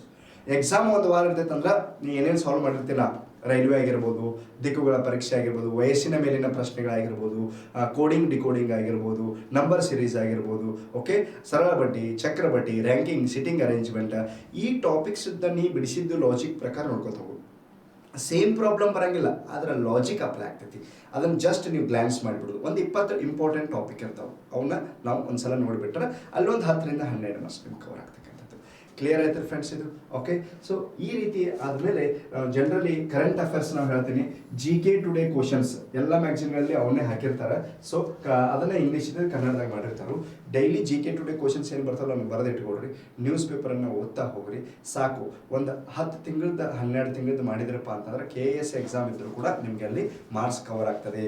ಅಲ್ಲಿ ಬಿಟ್ಟು ಬೇರೆ ಕ್ವಶನ್ಸ್ ಬಂದೇ ಇಲ್ಲ. ನಾನು ಇತ್ತೀಚಿನ ಪ್ರಶ್ನೆ ಪತ್ರಿಕೆಗಳನ್ನ ಗಮನಿಸಿದಾಗ ಈ ಹಿಂದಿನ 1 ವರ್ಷದ GK ಟುಡೇ ಕ್ವಶನ್ಸನ್ನು ತಾವು ಓದ್ಕೊಂಡಿದ್ರೆ ಖಂಡಿತ ಏನಪ್ಪ ಅಂತಂದರೆ ನಿಮಗೆ ಮಾರ್ಕ್ಸ್ ಬರ್ತದೆ. ಆದರೆ ನೆನಪಿಟ್ಕೋಬೇಕಷ್ಟೇ. ನೀವು ಆರೋಗ್ಯ ಸೂಚ್ಯಾಂಕದಲ್ಲಿ ಯಾವ ರಾಜ್ಯ ಫಸ್ಟ್ ಇದೆ ಅಂದರೆ ಕೇರಳ ಅಂತ ನೋಡ್ತೀವಿ. ನೀ ಕರ್ನಾಟಕ ಓದಿಕೇಶಿ ಮತ್ತು ಕರ್ನಾಟಕ ಫಸ್ಟ್ ಅಂತ ಹಾಕಿದರೆ ಯಾರು ತಪ್ಪದ? ನಮ್ದ ತಪ್ಪದ, ಹೌದು. ಓದಿದ ವಿಷಯಗಳನ್ನ ಸೊ ಮತ್ತೆ ನೆನಪಿಟ್ಕೊಳ್ತಕ್ಕಂಥದ್ದು, ಸ್ವಲ್ಪ ರಿವಿಷನ್ ಮಾಡ್ತಕ್ಕಂಥದ್ದು, ಆ ಕೆಲಸವನ್ನು ನಾವು ಮಾಡ್ಕೊಂಡಿರಬೇಕು. ಕ್ಲಿಯರ್ ಆಯ್ತಾ ಫ್ರೆಂಡ್ಸ್? ಓಕೆ, ಸೊ ಇದು ಆರಂಭಿಕ ಹಂತದ ಪ್ರಿಪ್ರೇಷನನ್ನು ನಾನು ನಿಮಗೆ ಇವತ್ತು ಚರ್ಚೆ ಮಾಡಿದೆ. ಇದು ಭಾಳ ಇಂಪಾರ್ಟೆಂಟ್ ಆಗಿರ್ತಕ್ಕಂಥದ್ದು. ಫಸ್ಟ್ ಆಫ್ ಆಲ್ ಬೇರೆ ಏನೂ ವಿಚಾರ ಮಾಡೋಕ್ಕೆ ಹೋಗ್ಬೇಡ್ರಿ ನೀವು. 7 ಖಂಡಗಳು, ಎಲ್ಲ ರಾಜ್ಯಗಳು, ಜಿಲ್ಲೆಗಳ ಮಾಹಿತಿಯನ್ನು ಕ್ರೋಢೀಕರಣ ಮಾಡ್ತಾ ಹೋಗಿ ಡೈಲಿ ನ್ಯೂಸ್ ಪೇಪರು, ಮ್ಯಾಗ್ಝಿನ್ ಓದೋದು. ಏನು ವಿಷಯ ನಿಮಗೆ ಇಂಪಾರ್ಟೆಂಟ್ ಅನ್ನಿಸ್ತೈತಿ, ತಿಳಿತೈತಿ, ಅದನ್ನು ಒಂದು ಒಳ್ಳೆ ಪೆನ್ನು, ಒಳ್ಳೆ ಬುಕ್ ಮೇಂಟೈನ್ ಮಾಡಿರಿ. ಅದ್ರಾಗ ಬರೀತಾ ಹೋಗಿ. ಡೈಲಿ ಒಂದು 3-4 ಪೇಜ್ ನೀವು ಬರೆದಿರಬೇಕು. ಅದರಿಂದ ನಮ್ಮ ವ್ಯಕ್ತಿತ್ವ ಕೂಡ ಬದಲಾವಣೆ ಆಗುತ್ತೆ. ಸ್ಪರ್ಧಾತ್ಮಕ ಪರೀಕ್ಷೆಯ ತಯಾರಿಯ ಒಂದು ಗ್ರಿಪ್ ಸಿಗ್ತಾ ಹೋಗ್ತದೆ. ಇದಕ್ಕೆ ಪರಿಶ್ರಮ ಬಿಟ್ಟು ಬೇರೆ ಹಾದಿ ಇಲ್ಲವೇ ಇಲ್ಲ ಫ್ರೆಂಡ್ಸ್. ಇದೆಲ್ಲ ಒಂದ್ಸಲ ನೀವು ನೆನಪು ಮಾಡಿಕೊಡ್ರಿ. ನಮ್ಮ ತಂದೆ ತಾಯಿ ಸುಮಾರು 20 ವರ್ಷದ ಮೇಲ್ಪಟ್ಟವರು ಇದ್ದೀವಿ ನಾವೆಲ್ಲರೂ. ಈ ಸಂತೋಷ್ ಲಾಡ್ ಫೌಂಡೇಶನ್ದಲ್ಲಿ ಕಲಿತಕ್ಕಂಥ ವಿದ್ಯಾರ್ಥಿಗಳು 20 ವರ್ಷಗಳ ಒಂದು 25 ವರ್ಷಗಳ ಒಂದು ಏನು ತ್ಯಾಗ ಮಾಡಿದ್ದಾರೆ ನಮಗೋಸ್ಕರ. ಪ್ರತಿ ಒಂದು ಒನ್ ಡೇದಿಂದ ಹಿಡ್ಕೊಂಡು, ನಾವು ಭಾರತದಿಂದ ಹಿಡ್ಕೊಂಡು ಇಲ್ಲಿವರೆಗೆ ನಮ್ಮ ಬೇಕು ಬೇಡಗಳನ್ನೆಲ್ಲ ಗಮನಿಸುತ್ತಾ ತಾವು ಊಟ ಮಾಡದೇ ಇದ್ರು ಕೂಡ ನಮಗೆ ಅನ್ನ ಹಾಕಿದ್ದಾರೆ, ತಮಗೆ ಬಟ್ಟೆ ಇಲ್ಲದಿದ್ರು ಕೂಡ ನಮಗೆ ಬಟ್ಟೆ ಕೊಡಿಸ್ತಾರೆ, ತಾವು ಸಂತೋಷದಿಂದ ಇಲ್ಲದೆ ಇದ್ದರೂ ಕೂಡ ನಮ್ಮನ್ನು ಮಕ್ಕಳನ್ನು ಸಂತೋಷ ಇರಬೇಕು ಅಂತೇಳಿ ಗಮನಿಸ್ತಾರೆ. ಹೀಗಿರುವಾಗ ಅಂತಹ ತಂದೆ ತಾಯಿಗಳಿಗೆ ಬದುಕಿರುವಾಗ ಅವರ ಆರೋಗ್ಯ ಚೆನ್ನಾಗಿರುವಾಗಲೇ ಮಗ ಮತ್ತು ಮಗಳು ಏನಪ್ಪ ಅಂತಂದಾಗ ಒಂದು ಒಳ್ಳೆಯ ನೆಲೆಯನ್ನು ಕಟ್ಟಿಕೊಂಡಿದ್ದಾಳೆ ಅನ್ನೋದನ್ನು ನೋಡಬೇಕು ಅವರು. ಆ ಖುಷಿನ ಬೇರೆ ಐತಲ್ಲ. ಸೊ ಅದಕ್ಕೋಸ್ಕರ ಸಮಾಜ ನಮಗೆ ಕೊಟ್ಟಿರ್ತಕ್ಕಂಥದ್ದನ್ನು, ತಂದೆ ತಾಯಿ ಮಾಡಿರ್ತಕ್ಕಂತಹ ತ್ಯಾಗದ ಸಾಂಕೇತಿಕವಾಗಿ ಇವತ್ತು ನಾವು ಸಾಧನೆ ಮಾಡಬೇಕಾಗಿದೆ. ಓಕೆ, ಸೊ ವ್ಯವಸ್ಥೆ ಏನೋ ಅವ್ಯವಸ್ಥೆ ಆಗಿದೆ, ಮುಂದಿನ ದಿನಗಳಲ್ಲಿ ನಾವು ನಿರೀಕ್ಷೆ ಮಾಡೋಣ. ಒಳ್ಳೆ ಏನಪ್ಪ ಅಂತಂದಾಗ ಈ IAS ಎಕ್ಸಾಮ್ಸ್ ಯಾವ ರೀತಿ ಪ್ರತಿ ವರ್ಷ ನಡೀತದೆ, ಭ್ರಷ್ಟಾಚಾರ ನಡೆಯಲ್ಲ, ಸರಿಯಾಗಿ ಲಿಸ್ಟ್ ಬಿಡ್ತಾರೆ, ಅದೇ ರೀತಿ ನಮ್ಮ ಕರ್ನಾಟಕ ಸರ್ಕಾರ ಕೂಡ ಎಚ್ಚೆತ್ತುಕೊಂಡು ವಿದ್ಯಾರ್ಥಿಗಳ ದೃಷ್ಟಿಯಿಂದ ಹಾಗೆ ಈ ಭ್ರಷ್ಟಾಚಾರವನ್ನು ಯಾವ್ದ್ರಾಗಾರ ಭ್ರಷ್ಟಾಚಾರ ಆಗಲ್ರಿಪ್ಪ, ದಯವಿಟ್ಟು ಈ ಸ್ಪರ್ಧಾತ್ಮಕ ಪರೀಕ್ಷೆಯೊಳಗೆ ಭ್ರಷ್ಟಾಚಾರ ಮಾಡಕ್ಕೆ ಹೋಗ್ಬೇಡ್ರಿ. ಯಾಕಂದ್ರೆ ರಾತ್ರಿ ಹಗಲ ಏನಪ್ಪ ಅಂತಂದಾಗ ನಮ್ಮ ವಿದ್ಯಾರ್ಥಿಗಳು ಬಹಳ ಶ್ರಮ ಪಟ್ಟಿರ್ತಾರೆ, ಅದಕ್ಕೆ ಬೆಲೆ ಸಿಗಬೇಕಾಗಿರ್ತಕ್ಕಂಥದ್ದು. ಆಮೇಲೆ ಎಷ್ಟೋ ವಿದ್ಯಾರ್ಥಿಗಳು ಮುಗ್ಧತನ ಅನ್ಬೋದು ಅಥವಾ ಹುಂಬತನ ಅನ್ಬೋದು, ದುಡ್ಡು ಕೊಟ್ಟು ನೌಕರಿ ಮಾಡ್ಕೊಳಕ್ಕೆ ಹೊಂಟೀರಿ. ದಯವಿಟ್ಟು ನಾನು ನಿಮ್ಮ ಕೈ ಮುಗಿದು ಹೇಳ್ತೀನಿ, ದುಡ್ಡು ಕೊಟ್ಟು ನೌಕರಿ ಮಾಡ್ಕೊಳಕ್ಕೆ ಹೋಗ್ಬೇಡ್ರಿ. ಹೇಸಿಗೆ ಒಳಗೆ ಕಾಲಿಟ್ಟಂಗೆ ಅದನ್ನು ಬಿಟ್ಟು ಬಿಡ್ರಿ. ತಿಳ್ತಲ್ಲ, ನೀವು ಪ್ರಾಮಾಣಿಕವಾಗಿ ಓದ್ರಿ, ಆದ್ರೆ ನೌಕರಿ ಆಗ್ಲಿಕ್ಕಂದ್ರೆ ಸಾಕಷ್ಟು ಹಾದಿಗಳದಾವ. ನಮಗೇನು ಬೇಕು, ಜೀವನ ನಡೆಸಲಿಕ್ಕೆ ಒಂದು ದುಡ್ಡಿನ ಪ್ಲಾಟ್ಫಾರ್ಮ್ ಬೇಕು, ಆರ್ಥಿಕತೆ ಬೇಕು. ಅದನ್ನು ನಾವು ರಚನೆ ಮಾಡಿಕೊಂಡು ಒಳ್ಳೆ ಸುಂದರವಾದಂತಹ ಜೀವನ ನಡೆಸೋಣ. ಓಕೆ, ಯಾಕೆ ನಾವು ಈಗ ನೋಡಿ, ನೀವು ದುಡ್ಡು ಕೊಟ್ರಿ, ನಿಮ್ಮ ದುಡ್ಡು ಹೋತ, ಆಮೇಲೆ ನಿಮ್ಮನ್ನು ಜೈಲಿಗೂ ಹಾಕ್ತಾರೆ, ಸಾಕಷ್ಟು ತೊಂದರೆ, ಮಾನಸಿಕ ತೊಂದರೆ. ಏನು ಹೊಲ ಮಾರಿರೋ, ಏನು ಬಂಗಾರ ಒತ್ತಿ ಇಟ್ಟಿರೋ ಅಥವಾ ಮನಿ ಒತ್ತಿ ಇಟ್ಟಿರೋ ನಿಮ್ಗೆ ಗೊತ್ತದ. ತಿಳ್ತಲ್ಲ, ಸೊ ಒಳದು ಏನೇನಾಗೈತೆ ಅನ್ನೋದು ನಿಮ್ಗೆ ಗೊತ್ತ, ಅದು ಎಷ್ಟು ಹರಿದೈತೆ ಅನ್ನೋದು ನಿಮ್ಗೆ ಗೊತ್ತು. ಒಂದ ಮಾತನ್ನ ಹೇಳ್ಬೇಕು ಅನ್ನೋದು. ಅದಕ್ಕೋಸ್ಕರ ನಾವು ಬಿಟ್ಟು ಬಿಡೋದು, ವಿದ್ಯಾರ್ಥಿಗಳನ್ನೇ ಈ ದುಡ್ಡು ಕೊಟ್ಟು ಬಿಟ್ಟು ಬಿಡೋದು. ತಿತ್ತಲ್ಲ, ಆ ದುಷ್ಟ ಶಕ್ತಿಗಳಿಗೆ ಸಹಾಯ ಆಗ್ತಕ್ಕಂತಹ ಕೆಲಸವನ್ನ ನಾವು ತಡೆಗಟ್ಟದಂಗೆ ಆಗ್ತೈತಿ. ಪ್ರಾಮಾಣಿಕವಾಗಿ ಓದೋನು, ಯಾರ್ಯಾರ್ದ ನೌಕರಿ ಆಗ್ತೈತಿಲ್ಲ, ನಮ್ಮ ಅಣ್ಣ ತಮ್ಮಂದಿರು ಅಕ್ಕಂಗಿಯರು ಇದ್ದಂಗೆ ಅವ್ರದ್ದು ಆಗ್ಯದ ನಾವು ಖುಷಿ ಪಟ್ಬಿಡೋನು ಅಷ್ಟೇ, ನಮ್ಮದಾಗ್ಯದ ಅವ್ರು ಖುಷಿ ಪಡ್ತಾರೆ ಅಷ್ಟೇ. ಅದಕ್ಕೋಸ್ಕರ ದುಡ್ಡು ಕೊಡೋದು ನಾವು ಸ್ಟಾಪ್ ಮಾಡಿಬಿಟ್ರೆ ವ್ಯವಸ್ಥೆಯನ್ನು ಸರಿಪಡಿಸ್ದಂಗೆ ಆಗ್ತೈತಿ. ನಾವು ಸುಧಾರಿಸೋಣ, ವ್ಯವಸ್ಥೆನೂ ಸುಧಾರಿಸಲಿ ಅಂತ ಹೇಳಿ ನಾವು ಈ ಮೂಲಕ ಮನವಿಯನ್ನ ಮಾಡ್ಕೊಳ್ತಕ್ಕಂಥದ್ದು ಫ್ರೆಂಡ್ಸ್. ಓಕೆ, ಇನ್ನು ಕೊನೆಯದಾಗಿ ಈಗಾಗಲೇ ನಾನು ಬೇಸಿಕ್ ಏನೇನು ಮಾಡೋದು ಅಂತ ನಿಮಗೆ ಹೇಳಿಕೊಟ್ಟೆ. ಡೈಲಿ ನ್ಯೂಸ್ ಪೇಪರ್ ಓದಬೇಕಾದ್ರೆ ಅಟ್ಲೀಸ್ಟ್ ಈಗ ಒಂದು ತಿಂಗಳ ಯಾವ ದಿನಾಚರಣೆ ಐತಿ, ಧ್ಯೇಯವಾಕ್ಯ, ಯಾರ್ದಾದ್ರೂ ಹೊಸದಾಗಿ ಅಪಾಯಿಂಟ್ಮೆಂಟ್ ಆಗಿದ್ರೆ, ಯಾರಿಗಾದ್ರೂ ಯಾವ್ದಾರ ಪ್ರಶಸ್ತಿ ಸಿಕ್ಕಿದ್ರೆ, ಮತ್ತು ಸ್ಪೋರ್ಟ್ಸ್ ಈಗ ನೋಡ್ರಿ, ಖೇಲೋ ಇಂಡಿಯಾ ಬೆಂಗಳೂರಾಗ ಚಾಲು ಆಗುತ್ತೆ ಏಪ್ರಿಲ್ 30ಕ್ಕೆ. ಹೌದು, okay. PV Sindhu Asian badminton championship ಒಳಗೆ ಕಂಚಿನ ಪದಕವನ್ನು ಪಡೆದುಕೊಂಡಿದ್ದನ್ನು ನೋಡ್ತೀವಿ. IPL ನೋಡ್ತೀವಿ, ಮುಂಬೈ 1ನೇ ಬಾರಿಗೆ ಜಯ ಆಯಿತು ಅಂತ ಹೇಳಿ. ಹೀಗೆ ಸಾಕಷ್ಟು ವಿಷಯಗಳು ನಡೆದಿರ್ತಕ್ಕಂಥದ್ದನ್ನು ನಾವಿಲ್ಲಿ ಗಮನಿಸ್ಬೋದು. ಅದೇ ರಿಲೇಟೆಡ್ ಒಂದು ವಿಷಯವನ್ನು ನಾನು ಚರ್ಚೆ ಮಾಡಿ ಮತ್ತೆ ನಾವು ಒಂಚೂರು ಬೇರೆ ಒಂದು ಟಾಪಿಕ್ ಅನ್ನ ಚರ್ಚೆ ಮಾಡೋಣ. ಫಸ್ಟ್ ಏನಪ್ಪಾ ಅಂತಂದ್ರೆ ಒಂದು ಹೆಡ್ಲೈನ್ ತಗೊಳ್ರಿ, ಒಲಿಂಪಿಕ್ಸ್ ಅಂತ ಹೆಡ್ಲೈನ್ ಹಾಕ್ರಿ. ಓಕೆ, ಈಗಾಗಲೇ ನಿಮಗೆ ಏನು ಮಾರ್ಗದರ್ಶನ ಮಾಡಬೇಕು ಹೇಳೇನಿ, ಮತ್ತೆ ಪದೇ ಪದೇ ಹೇಳಿದ್ರು ಅಲ್ಲಿಗೆ ಬರೋದದ. ಇಷ್ಟ ಏನಪ್ಪಾ ಅಂದ್ರೆ ನೀವು ಡೈಲಿ ಅಭ್ಯಾಸ ಮಾಡಕ್ಕೆ ಚಾಲೂ ಮಾಡಬೇಕು, ಪರಿಶ್ರಮ ಹಾಕಕ್ಕೆ ಚಾಲೂ ಮಾಡ್ಬೇಕು ಅಷ್ಟೇ.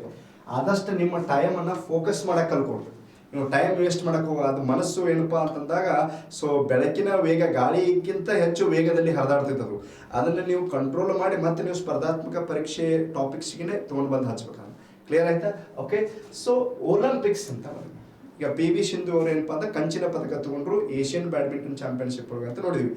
ಈ ಒಲಿಂಪಿಕ್ಸ್ ಬಗ್ಗೆ ಏನಪ್ಪಾ ಅಂದ್ರೆ 2021 ಆಗಬೇಕಾಗಿತ್ತು, ಡ್ಯೂ ಟು ಕೋವಿಡ್ ಆಗಿರಲಿಲ್ಲ. 2021ರಲ್ಲಿ ಆಗಿರ್ತಕ್ಕಂಥದ್ದೇ ಏನಪ್ಪಾ ನಮ್ಗೆ ಮುಂದೆ 4 ವರ್ಷಗಳ ಕಾಲ ಕರೆಂಟ್ ಅಫೇರ್ಸ್. ಈಗ 1 ವರ್ಷ, ಇನ್ನು 3 ವರ್ಷಗಳ ಕಾಲ ಇದು ಕರೆಂಟ್ ಅಫೇರ್ಸ್ ನಮ್ಗೆ ಯಾವ ರೀತಿ ಎಕ್ಸಾಮ್ನಾಗ ನಮ್ಗೆ ಹೆಲ್ಪ್ ಆಗ್ತದೆ ಅಂತ ಹೇಳಕ್ ಬರಂಗಿಲ್ಲ. ಎಕ್ಸಾಮ್ ದೃಷ್ಟಿಯಿಂದ ಏನೇನು ಇಂಪಾರ್ಟೆಂಟ್ ಹೇಳ್ತೀನಿ, ಇಮಿಡಿಯೇಟ್ಲಿ ಬರಿತಾ ಹೋಗಿ, ಟೈಮ್ ಶಾರ್ಟೇಜ್ ಇದೆ. 2021 ನಾವು ನೋಡ್ತೀವಿ ಫ್ರೆಂಡ್ಸ್, ಜುಲೈ 23ರಿಂದ ಆಗಸ್ಟ್ 8ನೇ ತಾರೀಕುವರೆಗೆ ನಡೀತು. ಎಲ್ಲಿ ನಡೀತು?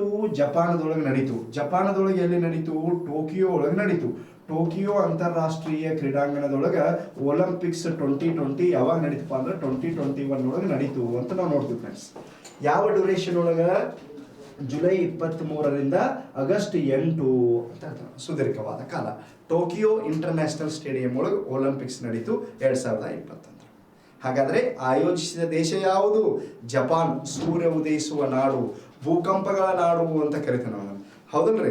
ಓಕೆ, ಸೊ ಆಗಸ್ಟ್ 6 ಮತ್ತು 9 ಹಿರೋಶಿಮಾ ನಾಗಾಸಾಕಿಯ ಮೇಲೆ ಲಿಟಲ್ ಬಾಯ್ ಮತ್ತು ಫ್ಯಾಟ್ ಮ್ಯಾನ್ ಎಂಬ ಬಾಂಬನ್ನು ಹಾಕಲಾಯಿತು. ಪ್ರಥಮ ಬಾರಿಗೆ ಅಣು ಬಾಂಬನ್ನು ಯಾರು ಪ್ರಯೋಗ ಮಾಡಿದ್ರು?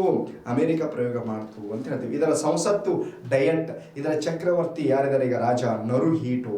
ಫುಮಿಯೋ ಕಿಶಿಡಾ ಇತ್ತೀಚೆಗೆ ಏನಪ್ಪಾ ಅಂದಾಗ ಪ್ರಧಾನಮಂತ್ರಿಯಾಗಿ ಆಯ್ಕೆಯಾಗಿರ್ತಕ್ಕಂಥದ್ದು. ಜಪಾನಿನ ಬಾಹ್ಯಾಕಾಶ ಸಂಸ್ಥೆ ಜಾಕ್ಸಾ ಅಂತ ಹೇಳ್ತೀವಿ. ಏನೇನು? ಜಪಾನಿನ ಬಾಹ್ಯಾಕಾಶ ಸಂಸ್ಥೆ ಜಾಕ್ಸಾ. ಇದರ ಸಂಸತ್ತನ್ನ ಡಯಟ್ ಅಂತ ಕರಿತೀವಿ. ಇದರ ರಾಷ್ಟ್ರೀಯ ಕ್ರೀಡೆ ಜೂಡೋ ಅಂತ ಹೇಳ್ತೀವಿ. ಇದರ ಚಕ್ರವರ್ತಿ ನರುಹಿಟೋ ಅಂತ ಹೇಳ್ತೀವಿ. ಇದರ ಪ್ರಧಾನಮಂತ್ರಿ ಯಾರಿದ್ದಾರೆ? ಫುಮಿಯೋ ಕಿಶಿಡಾ. ಇದನ್ನ ಪ್ರಪಂಚದ ಸೂರ್ಯ ಉದಯಿಸುವ ನಾಡು, ಭೂಕಂಪಗಳ ನಾಡು, ಏಷಿಯಾಸ್ ಗ್ರೇಟ್ ಬ್ರಿಟನ್ ಅಂತ ಕೂಡ ಕರೀತಾರೆ. ಕ್ಲಿಯರ್ ಆಯ್ತಾ? ಇದು ಪ್ರಸಿದ್ಧ ಆಟಗಾರ್ತಿ ಗೊತ್ತು, ನವೋಮಿ ಒಸಾಕಾ ಅಂತ ಹೇಳ್ತೀವಿ. Fine friends, okay. ಈ ಜಪಾನಿನ ಟೋಕಿಯೋದೊಳಗೆ ಜುಲೈ 23ರಿಂದ ಆಗಸ್ಟ್ 8ರವರೆಗೆ ಏನ್ ನಡೆದಿತ್ತು? ಒಲಿಂಪಿಕ್ಸ್, ಬೇಸಿಗೆ ಒಲಿಂಪಿಕ್ಸ್ ನಡೆದಿತ್ತು. ಓಕೆ, ಈ ಬೇಸಿಗೆ ಒಲಿಂಪಿಕ್ಸ್ ಮಾಹಿತಿಯನ್ನ ಪಡೆದುಕೊಳ್ತಾ ಹೋಗೋಣ. ಎಕ್ಸಾಮ್ ದೃಷ್ಟಿಯಿಂದ ಬರಿತಾ ಹೋಗಿ ಫ್ರೆಂಡ್ಸ್. ಫಸ್ಟ್ ಏನಪ್ಪಾ ಅಂತಂದಾಗ ಇದರ ಲಾಂಛನ ಯಾವ ಒಂದು ಲಾಂಛನವನ್ನಾಗಿ ಅಳವಡಿಸಿಕೊಳ್ಳಲಾಗಿತ್ತು ಅಂದಾಗ ಅದರ ಹೆಸರು ಮಿರಾಯಿ ಟೋವಾ ಅಂತ ಹೇಳಿ. ಏನದರ ಹೆಸರ?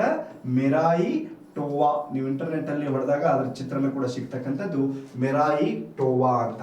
ಹಾಗೆ ಒಂದು ಸ್ಟೇಟ್ಮೆಂಟ್ದೊಂದಿಗೆ, ಯಾವ ಒಂದು ಧ್ಯೇಯ ವಾಕ್ಯದೊಂದಿಗೆ, ಥೀಮ್ನೊಂದಿಗೆ ಈ ಒಂದು ಒಲಿಂಪಿಕ್ಸ್ ಅನ್ನ ಆರಂಭ ಮಾಡಲಾಯಿತು ಅಂತ ಹೇಳಿದಾಗ ಯುನೈಟೆಡ್ ಬೈ ಎಮೋಷನ್ಸ್, ಭಾವನಾತ್ಮಕವಾಗಿ ಒಗ್ಗೂಡುವಿಕೆ ಅಂತ ಹೇಳ್ತೀವಿ ನಾವು.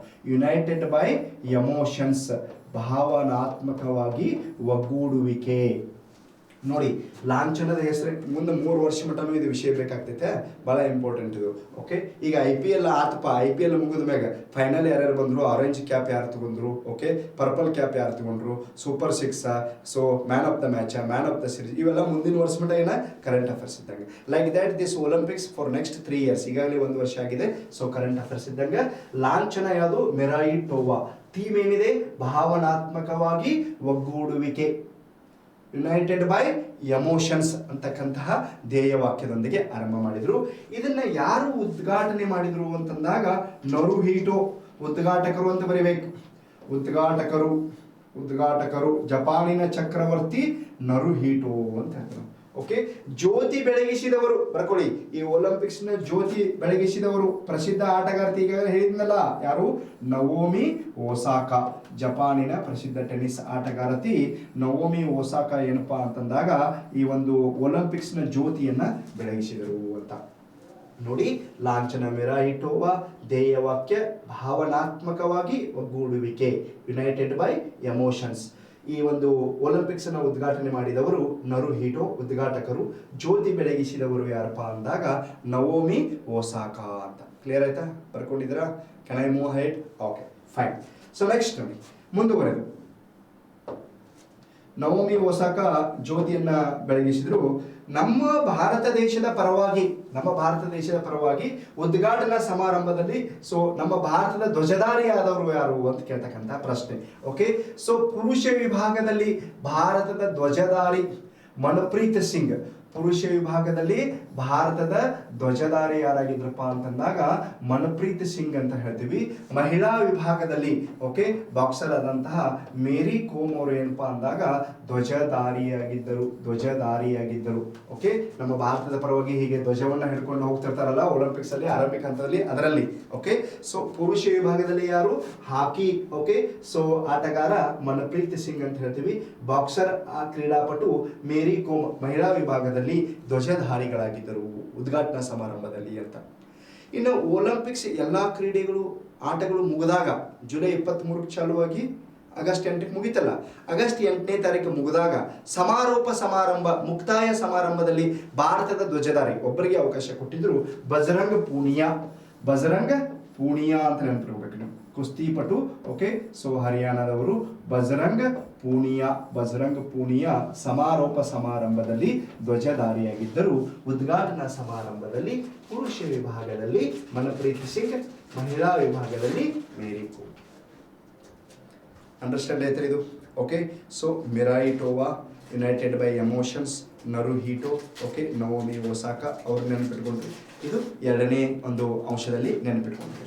ಇನ್ನು ಮುಂದುವರಿದು ಬಹಳ ಪ್ರಮುಖವಾಗಿ ನಾವು ನೋಡ್ತಕ್ಕಂಥದ್ದು ಎಕ್ಸಾಮ್ ದೃಷ್ಟಿಯಿಂದ ಭಾರತ 7 ಪದಕಗಳನ್ನ ಪಡೆದುಕೊಳ್ಳುವುದರ ಮೂಲಕ 48ನೇ ಸ್ಥಾನಕ್ಕೆ ತೃಪ್ತಿಗೊಂಡಿತು ಅಂತ ಕೊಟ್ಟಿದ್ದ ಮಾಧ್ಯಮದಲ್ಲಿ.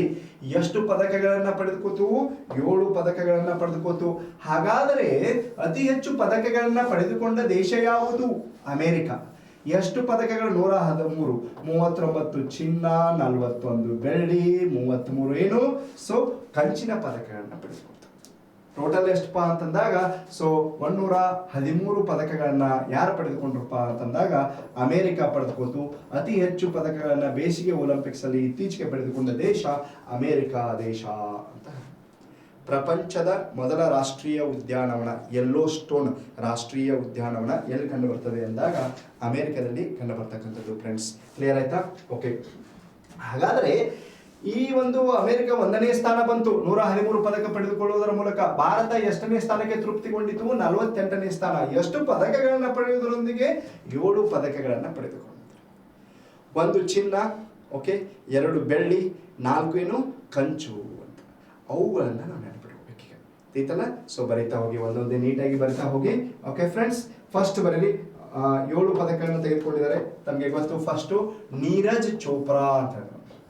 ಯಾರು? ನೀರಜ್ ಚೋಪ್ರಾ.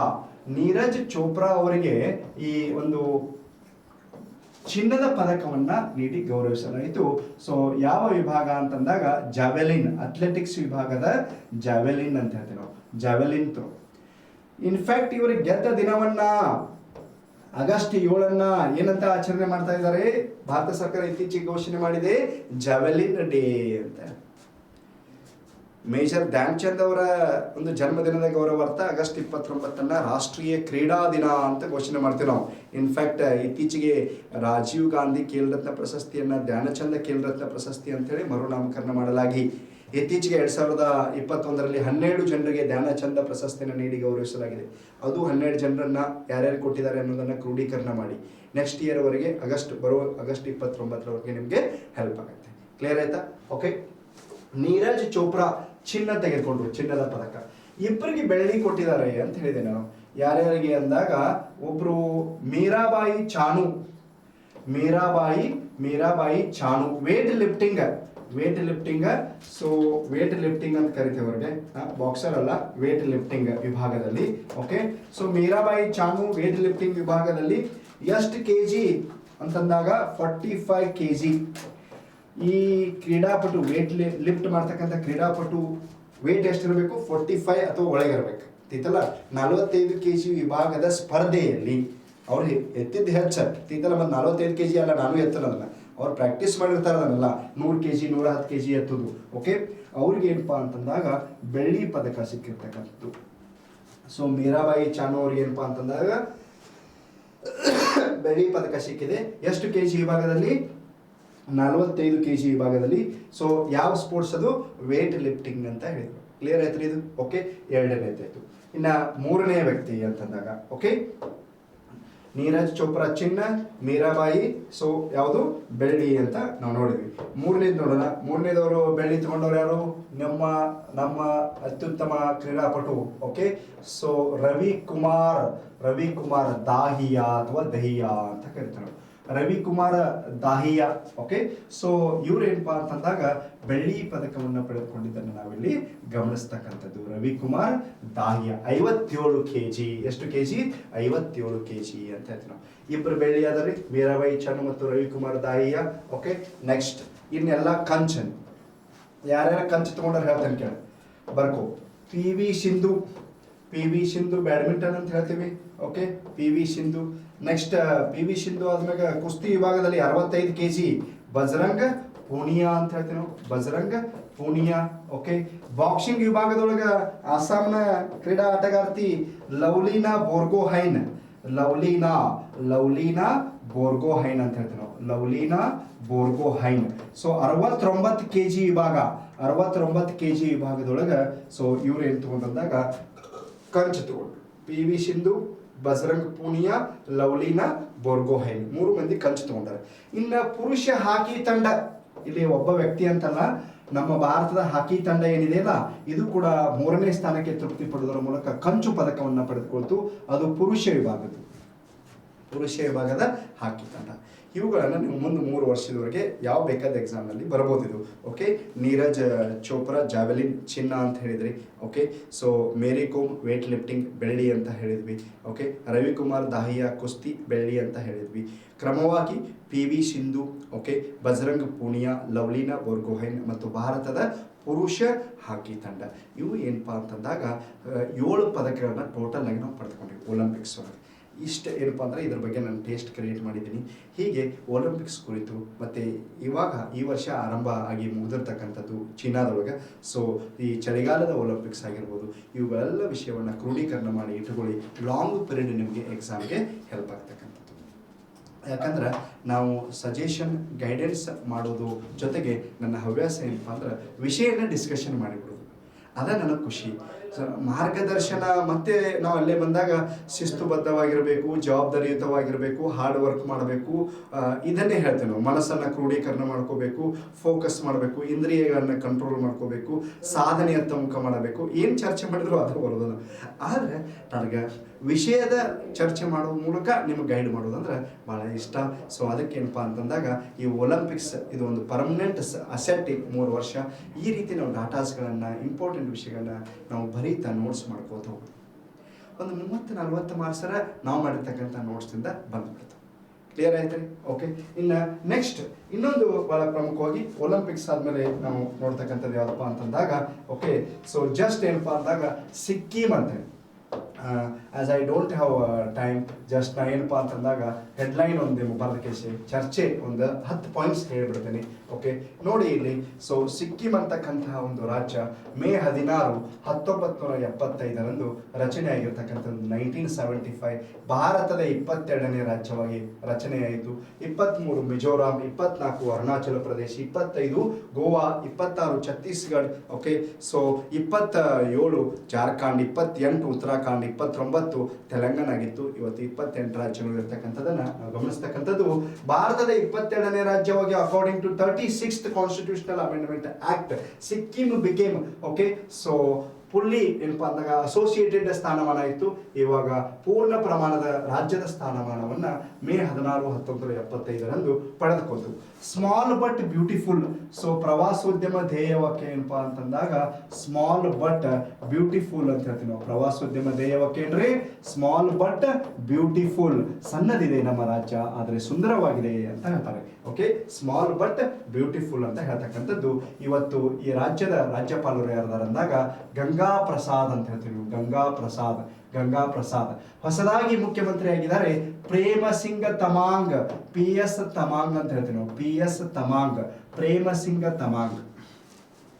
ಮುಂಚೆ ಪವನ್ ಕುಮಾರ್ ಚಾಮ್ಲಿಂಗ್ ಅಂತಿದ್ರು. ಇವತ್ತು ಕೂಡ ಪ್ರಶ್ನೆ ಅರೈಸ್ ಆದ್ರೆ ಭಾರತದ ಅತಿ ದೀರ್ಘಾವಧಿ ಮುಖ್ಯಮಂತ್ರಿ ಯಾರಪ್ಪ ಅಂದ್ರೆ ಪವನ್ ಕುಮಾರ್ ಚಾಮ್ಲಿಂಗ್ ಅಂತ ಹೇಳಬೇಕು. ಯಾವ ರಾಜ್ಯ ಅಂತಂದಾಗ ಸಿಕ್ಕಿಂ ರಾಜ್ಯಕ್ಕೆ ಆಯ್ಕೆಯಾಗಿದ್ರು ಅಂತ. ಸೊ ಅವರನ್ನು ಇತ್ತೀಚೆಗೆ ಸೋಲಿಸಿ 2020 ಸಂದರ್ಭದೊಳಗೆ ಸಿಕ್ಕಿಂ ಕ್ರಾಂತಿ ಮೋರ್ಚಾ ಎಂಬ ಪಕ್ಷದಿಂದ ಹೊಸದಾದಂತಹ ಒಬ್ಬ ನಾಯಕ ಎಮರ್ಜ್ ಆದ. ಇವತ್ತು CM ಆಗಿದ್ದಾನೆ. ಸಿಕ್ಕಿಂನ CM ಯಾರಪ್ಪ ಅಂದಾಗ PS ತಮಾಂಗ್, ಪ್ರೇಮ ಸಿಂಗ್ ತಮಾಂಗ್ ಅಂತ ಹೇಳ್ತೀವಿ. ರಾಜ್ಯಪಾಲ ಯಾರಪ್ಪ ಅಂದಾಗ ಗಂಗಾ ಪ್ರಸಾದ್ ಅಂತ ಹೇಳ್ತೀವಿ. ಹೆಬ್ಬರಳಿನ ಆಕಾರದೊಳಗಿದೆ ಇದು. ಈ ರಾಜ್ಯ ಯಾವ ಆಕಾರದೊಳಗಿದೆ? ಹೆಬ್ಬರಳಿನ ಆಕಾರದಲ್ಲಿ ಇರ್ತಕ್ಕಂಥದ್ದನ್ನ ನಾವಿಲ್ಲಿ ಮ್ಯಾಪ್ ನೋಡಿದಾಗ ಗಮನಿಸ್ತಕ್ಕಂಥದ್ದು ಫ್ರೆಂಡ್ಸ್. ಓಕೆ, ಸೊ ಈ ರೀತಿ ಬರ್ತದೆ ಇದು. ಆಮೇಲೆ ಇನ್ನು ಬಂದ ಅರುಣಾಚಲ ಪ್ರದೇಶ ಡಯಾಗ್ರಾಮ್ ಅನ್ನು ನೋಡ್ತಕ್ಕಂಥದ್ದು. ಇಲ್ಲಿ ಸಿಕ್ಕಿಂ ಬರ್ತದೆ. ಸಿಕ್ಕಿಂ ಮೇಲೆ ಚೀನಾ ಇದೆ. ಸೊ ಪಶ್ಚಿಮಕ್ಕೆ ನೇಪಾಳ, ಪೂರ್ವಕ್ಕೆ ಭೂತಾನ್ ಬರ್ತಕ್ಕಂಥದ್ದು. ಒಂದೇ ರಾಜ್ಯದೊಂದಿಗೆ ಗಡಿಯನ್ನು ಹಂಚಿಕೊಂಡಿದೆ, ಪಶ್ಚಿಮ ಬಂಗಾಳದೊಂದಿಗೆ ಅಂತ. ಇವರು ಏನಪ್ಪಾ ಅಂದಾಗ ವಿಮಾನದಲ್ಲಿ ಪ್ರಯಾಣ ಮಾಡಬೇಕಾದ್ರೆ ಪಶ್ಚಿಮ ಬಂಗಾಳಕ್ಕೆ ಹೋಗಿ ಕೋಲ್ಕತ್ತಾದಲ್ಲಿರುವ ಡಮ್ ಅಥವಾ ಸುಭಾಷ್ ಚಂದ್ರ ಬೋಸ್ ಅಂತಾರಾಷ್ಟ್ರೀಯ ವಿಮಾನ ನಿಲ್ದಾಣದ ಮೂಲಕ ಪ್ರಯಾಣ ಮಾಡಬೇಕಾಗಿತ್ತು. ಆದರೆ 2018 ಹೊಸದಾಗಿ ರಾಷ್ಟ್ರೀಯ, so please concentrate on my words, ರಾಷ್ಟ್ರೀಯ ನ್ಯಾಷನಲ್ ಏರ್ಪೋರ್ಟ್ ಅನ್ನು ಸ್ಥಾಪನೆ ಮಾಡಲಾಯಿತು. ಇದರ ರಾಜಧಾನಿ ಎಲ್ಲಿಪ್ಪ ಅಂತಂದಾಗ ಸೊ ಗ್ಯಾಂಗ್ಟಕ್ ಅಂತ ಹೇಳ್ತೀವಿ. ಗ್ಯಾಂಗ್ಟಕ್ ಒಳಗೆ ಮಾಡಿದ್ರು. ಆ ಒಂದು ಗ್ಯಾಂಗ್ಟಕ್ ಒಳಗೆ ಆ ಒಂದು ವಿಮಾನ ನಿಲ್ದಾಣದ ಹೆಸರನ್ನ ಏನಂತ ಇಟ್ಟಿದ್ದಾರೆ? ಪ್ಯಾಕ್ಯಾಂಗ್ ಗ್ರೀನ್ಫೀಲ್ಡ್ ಅಂತ. ಪ್ಯಾಕ್ಯಾಂಗ್ ಗ್ರೀನ್ಫೀಲ್ಡ್ ರಾಷ್ಟ್ರೀಯ ವಿಮಾನ ನಿಲ್ದಾಣ ಗ್ಯಾಂಗ್ಟಕ್ ಅಲ್ಲಿ ಸ್ಥಾಪನೆ ಮಾಡಿದ್ದಾರೆ. ಕ್ಲಿಯರ್ ಆಯ್ತಾ? ಸೊ ಇದು ಹೊಸದಾದಂಥ ಒಂದು ವಿಷಯ ಇದಕ್ಕೆ ಸಂಬಂಧಪಟ್ಟಂತೆ. ಜೊತೆಗೆ ಇತ್ತೀಚೆಗೆ ಸಿಕ್ಕಿಂ ರಾಜ್ಯದಲ್ಲಿ ಒಂದು ಪ್ರದೇಶವನ್ನು ಆಯ್ಕೆ ಮಾಡಿದ್ದಾರೆ, ಯಾಂಗ್ಯಾಂಗ್ ಅಂತೇಳಿ. ಯಾಂಗ್ಯಾಂಗ್. ಓಕೆ, ಸೊ ಈ ಸಿಕ್ಕಿಂ ರಾಜ್ಯದಲ್ಲಿ ಕೇಸರಿ ಬೆಳೆ ಬೆಳೆಯಲು ಸೂಕ್ತ ಎಂದು ಭಾರತೀಯ ಕೃಷಿ ಇಲಾಖೆ ಇತ್ತೀಚೆಗೆ ಆಯ್ಕೆ ಮಾಡಲಾದ ಸಿಕ್ಕಿಂ ರಾಜ್ಯದ ಪ್ರದೇಶ ಯಾವಪ್ಪ ಅಂದಾಗ ಯಾಂಗ್ಯಾಂಗ್ ಅಂತ ಹೇಳ್ತೇವೆ ನಾವು. ಓಕೆ, ಒಂದು ಮೆಣಸಿನಕಾಯಿಗೆ GI ಟ್ಯಾಗ್ ಸಿಕ್ಕಿದೆ, ಜಿಯೋಗ್ರಾಫಿಕಲ್ ಇಂಡೆಕ್ಸ್, ಭೌಗೋಳಿಕ ಸೂಚ್ಯಾಂಕ. ಇದರ ಅವಧಿ 10 ವರ್ಷ. ಮೊದಲ GI ಟ್ಯಾಗ್ ಪಡೆದ ಪದಾರ್ಥ ಡಾರ್ಜಿಲಿಂಗ್ ಟೀ, ಕರ್ನಾಟಕದಲ್ಲಿ ಮೈಸೂರು ರೇಷ್ಮೆ ಅಂತ ನಾವಿಲ್ಲಿ ನೋಡ್ತಕ್ಕಂಥದ್ದು.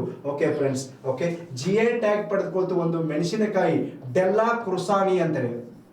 ಡೆಲ್ಲಾ ಕ್ರುಸಾನಿ ಎಂಬ ಮೆಣಸಿನಕಾಯಿ ತಳಿ ಇತ್ತೀಚೆಗೆ ಏನಪ್ಪಾ ಅಂದಾಗ ಸಿಕ್ಕಿಂ ರಾಜ್ಯದಲ್ಲಿ ಒಂದು GI ಟ್ಯಾಗ್ ಪಡೆದುಕೊಂಡಂತಹ ಮೆಣಸಿನಕಾಯಿ ತಳಿ ಅಂತ ಹೇಳ್ತೀವಿ. ಯಾಂಗ್ಯಾಂಗ್ ಅಂತಕ್ಕಂಥ ಸ್ಥಳ ಕೇಸರಿ ಬೆಳೆಯಲಿಕ್ಕೆ ಸೂಕ್ತ. ಹಾಗೆ ಸಿಕ್ಕಿಂನ ಪ್ರಥಮ ಮತ್ತು ಭಾರತದ 100ನೇ ರಾಷ್ಟ್ರೀಯ ವಿಮಾನ ನಿಲ್ದಾಣವನ್ನು ಗ್ಯಾಂಗ್ಟಕ್ ಅಲ್ಲಿ ಸ್ಥಾಪನೆ ಮಾಡಲಾಯಿತು, which is the capital of Sikkim ಅಂತ ಹೇಳ್ತೀವಿ, ಪ್ಯಾಕ್ಯಾಂಗ್ ಗ್ರೀನ್ಫೀಲ್ಡ್. ತಮಗೆಲ್ಲ ಗೊತ್ತು ಕಾಂಚನಜುಂಗ ರಾಷ್ಟ್ರೀಯ ಉದ್ಯಾನವನ ಹಾಗೂ ಕಾಂಚನಜುಂಗ ಶಿಖರ ಎಲ್ಲಿ ಕಂಡು ಬರ್ತದೆ ಅಂದಾಗ ಸಿಕ್ಕಿಂ ಅಂತ ಹೇಳ್ತೇವೆ. ನಾಥುಲಾ ಪಾಸ್, ಜಿಲೆಪ್ಲಾ ಪಾಸ್ ಕಣಿವೆ ಮಾರ್ಗಗಳು ಕಂಡು ಬರ್ತಕ್ಕಂಥದ್ದು. ಚಾಂಗ್ ಸರೋವರ, ಸ್ಯಾಮ್ಗೋ ಸರೋವರ. ಓಕೆ, ಸೊ ಇವು ಕೂಡ ಸಿಕ್ಕಿಮಲ್ಲಿ ಕಂಡು ಬರ್ತಕ್ಕಂಥದ್ದು. ಜೀವನದಿ, ತೀಸ್ತಾ, ಬುಡಕಟ್ಟು ಜನಾಂಗ, ಲಿಂಬು, ಸಾವಯವ ಕೃಷಿಯನ್ನು ಅಳವಡಿಸಿಕೊಂಡ ಮೊದಲ ರಾಜ್ಯ, ನೈರ್ಮಲೀಕರಣ ಮುಕ್ತ ಎಂದು ಘೋಷಣೆಯಾದ ಮೊದಲ ರಾಜ್ಯ, Oscar for future policy. Okay, ಭವಿಷ್ಯದಲ್ಲಿ ಬೇರೆ ಪ್ರದೇಶಗಳಿಗೆ ಮಾದರಿ ರಾಜ್ಯ ಅಂಥೇಳಿ FAOದಿಂದ ಪುರಸ್ಕೃತಗೊಂಡ ಜಗತ್ತಿನ ಏಕೈಕ ರಾಜ್ಯ ಯಾವತ್ತಪ್ಪ ಅಂದಾಗ ಸಿಕ್ಕಿಂ. ಅತಿ ಕಡಿಮೆ ಜನಸಂಖ್ಯೆಯನ್ನು ಹೊಂದಿದ ರಾಜ್ಯ, ಭಾರತದಲ್ಲಿಯೇ ಅತ್ಯಂತ ಕಡಿಮೆ ಜನಸಂಖ್ಯೆ, ವಿಸ್ತೀರ್ಣದಲ್ಲಿ ಕಡಿಮೆ ಆದರೆ ಲಾಸ್ಟ್ ಬಟ್ ಒನ್, ಅತಿ ಕಡಿಮೆ ವಿಸ್ತೀರ್ಣ ಗೋವಾ. ಓಕೆ, ಅದನ್ನು ಬಿಟ್ಟರೆ ಕಡಿಮೆ ವಿಸ್ತೀರ್ಣ ಹೊಂದಿದ ರಾಜ್ಯ ಯಾವತ್ತಪ್ಪ ಅಂದಾಗ ಸಿಕ್ಕಿಂ ಅಂತ ಹೇಳ್ತೀವಿ ನಾವು. ಕ್ಲಿಯರ್ ಆಯ್ತು ರೀ? ಸೊ ಕೆಂಪು ಪಾಂಡಾ, ರೆಡ್ ಪಾಂಡಾ ಇದೆ ಒಂದು ರಾಜ್ಯದ ಪ್ರಾಣಿ. ಬ್ಲಡ್ ಪೀಸಂಟ್ ಇದರದೊಂದು ಪಕ್ಷಿ ಅಂತ. ಓಕೆ, ಎಲ್ಲವೂ ಕೂಡ ಏನಪ್ಪ ಅಂತಂದಾಗ ಕೆಲವೊಂದು ಮಾರ್ಕೆಟಲ್ಲಿ ಸಿಗ್ತಕ್ಕಂಥ ಪುಸ್ತಕಗಳಲ್ಲಿ ಮೆನ್ಷನ್ ಆಗಿರ್ತಕ್ಕಂಥದ್ದು, ಜೊತೆಗೆ ಈ ಒಂದು ಸೋರ್ಸಸ್ ಮುಖಾಂತರ, ಮಾಧ್ಯಮಗಳ ಮುಖಾಂತರ ಕಲೆ ಹಾಕ್ತಕ್ಕಂಥದ್ದು. ಓಕೆ, ಅದಕ್ಕೆ ಸ್ವಲ್ಪ ಇದನ್ನು ಲಿಟಲ್ ಫಾಸ್ಟಾಗಿ ಹೇಳಿದೆ ಅಷ್ಟೇ. ಸೊ ಇವತ್ತು ನಾವೊಂದು ಹೋಮ್ವರ್ಕ್ ಏನಪ್ಪ ಅಂದ್ರೆ ಸಿಕ್ಕಿಂ ಬಗ್ಗೆ ನೀಟಾಗಿ ನಾನು ಮೇಲ್ಮಟ್ಟದಲ್ಲಿ ಹೇಳಿದ್ದೀನಿ, ನೀವು ಒಂಚೂರು ಡೀಪಾಗಿ ಹೋಗಿ ಇನ್ನಷ್ಟು ವಿಷಯಗಳನ್ನ ಕೆದಕಿ ಅದನ್ನು ಕಳಿಸ್ತಕ್ಕಂಥ ಕೆಲಸ ತಾವು ಮಾಡಬೇಕು. ಓಕೆ, ಭಾಳ ಖುಷಿಯಾಗಿದೆ. ಓಕೆ, ಈ ಒಂದು ಲೈಟ್ಸ್ ನನಗೇನಾಗಿದೆ ಅಂದರೆ ನನ್ನ ಕಣ್ಣಿನ ಆರೋಗ್ಯಕ್ಕೆ ತೊಂದರೆ ಮಾಡಲಿಕ್ಕೆ ಆರಂಭ ಮಾಡಿದ್ದರಿಂದ ನಾನು ಸ್ವಲ್ಪ ಸ್ವಾರ್ಥಿಯಾದೆ, ಪಾಠ ಇಲ್ಲಿ ಬಂದ್ ಮಾಡೋಕ್ಕಾಗಿರಲಿಲ್ಲ. ದಯವಿಟ್ಟು ಅದಕ್ಕೆ ಏನಪ್ಪ ಅಂತಂದಾಗ ತಮ್ಮಲ್ಲಿ ಈ ವಿಷಯವನ್ನು ಪ್ರಸ್ತಾಪ ಮಾಡೋದ್ರ ಮೂಲಕ ಮುಂದಿನ ದಿನಗಳಲ್ಲಿ ಈ ಸಂತೋಷ್ ಲಾಡ್ ಫೌಂಡೇಶನ್ ಮೂಲಕವೇ ನೇಚರ್ದಲ್ಲಿ ಏನಾದರೂ ನನಗೆ ಅವಕಾಶ ಸಿಕ್ಕಾಗ ಖಂಡಿತ ನಾನು ಪಾಠ ಮಾಡಿ ಇನ್ನಷ್ಟು ನಿಮಗೆ ಜ್ಞಾನವನ್ನು ಒದಗಿಸಲಿಕ್ಕೆ ನನ್ನ ಒಂದು ಪ್ರಯತ್ನ ಮಾಡ್ತೀನಿ. ಓಕೆ, ಇಷ್ಟೇ ಏನಪ್ಪ ಅಂತಂದರೆ ಈ ಸಂತೋಷ್ ಲಾಡ್ ಫೌಂಡೇಶನ್ ಪಟ್ಟಿರ್ತಕ್ಕಂಥ ಶ್ರಮ ವ್ಯರ್ಥ ಆಗಬಾರ್ದು. ಈ ಪಡೆದುಕೊಂಡಿರ್ತಕ್ಕಂಥ ಸುಮಾರು ಲಕ್ಷಾಂತರ ವಿದ್ಯಾರ್ಥಿಗಳು ಎಲ್ಲರೂ ಕೂಡ ಒಂದಲ್ಲ ಒಂದು ಸರ್ಕಾರಿ ಉದ್ಯೋಗವನ್ನು ಪಡಿಬೇಕು. ನಾವು ಮತ್ತು ನೀವು ಈ ಮೂಲಕ ಏನಪ್ಪ ಅಂದಾಗ ಸಂತೋಷ್ ಲಾಡ್ ಸರ್ ಅವರು ಕೊಟ್ಟಿರ್ತಕ್ಕಂಥ ಒಂದು ನೆರವಿನ ಋಣವನ್ನು ತೀರಿಸ್ತಕ್ಕಂಥ ಪ್ರಯತ್ನವನ್ನು ನಾವು ಮಾಡೋಣ. ಮುಂದಿನ ದಿನಗಳಲ್ಲಿ ಅವರು ಒಂದು ಸಿಬ್ಬಂದಿಗಳ ಮತ್ತು ಶಿಕ್ಷಕರ ಸನ್ಮಾನ ಕಾರ್ಯಕ್ರಮ, ವಿದ್ಯಾರ್ಥಿಗಳೊಂದಿಗೆ ನೇರ ಚರ್ಚೆ ಎಲ್ಲವನ್ನು ಹಮ್ಮಿಕೊಂಡಿದ್ದಾರೆ. ಓಕೆ, ಇದೊಂದು ಪ್ರಾಯೋಗಿಕವಾಗಿ ಪ್ರಯತ್ನ ಮಾಡಿದರು, ಎಲ್ಲ ಐಡಿಯಾ ಸಿಕ್ತು. ಇನ್ನು ಇದನ್ನು ಸರಿಪಡಿಸಿ ಇನ್ನಷ್ಟು ಕೌಶಲ್ಯಗಳನ್ನು ಅಳವಡಿಸಿಕೊಳ್ಳುವುದರ ಮೂಲಕ ಇನ್ನಷ್ಟು ಜ್ಞಾನವನ್ನು ನೀಟಾಗಿ ಡಿಸಿಪ್ಲಿನ್ ಒಳಗೆ ಒದಗಿಸ್ತಕ್ಕಂಥ ಪ್ರಯತ್ನ ಸಂತೋಷ್ ಲಾಡ್ ಫೌಂಡೇಶನ್ ಮಾಡಲಿದೆ ಅಂತ ಹೇಳ್ತಾ, so wish you all the best for your future. So ನಿಮಗೆ ಕಲಿಸಲಿಕ್ಕೆ ನನಗೆ ಅವಕಾಶ ಕೊಟ್ಟಿರ್ತಕ್ಕಂಥ ಸಂತೋಷ್ ಲಾಡ್ ಫೌಂಡೇಶನ್ ಅವರಿಗೂ ಕೂಡ ತುಂಬ ಧನ್ಯವಾದಗಳನ್ನು ವ್ಯಕ್ತಪಡಿಸ್ತಾ ಇದ್ದೀನಿ friends. Thank you. So have a nice day. Bye.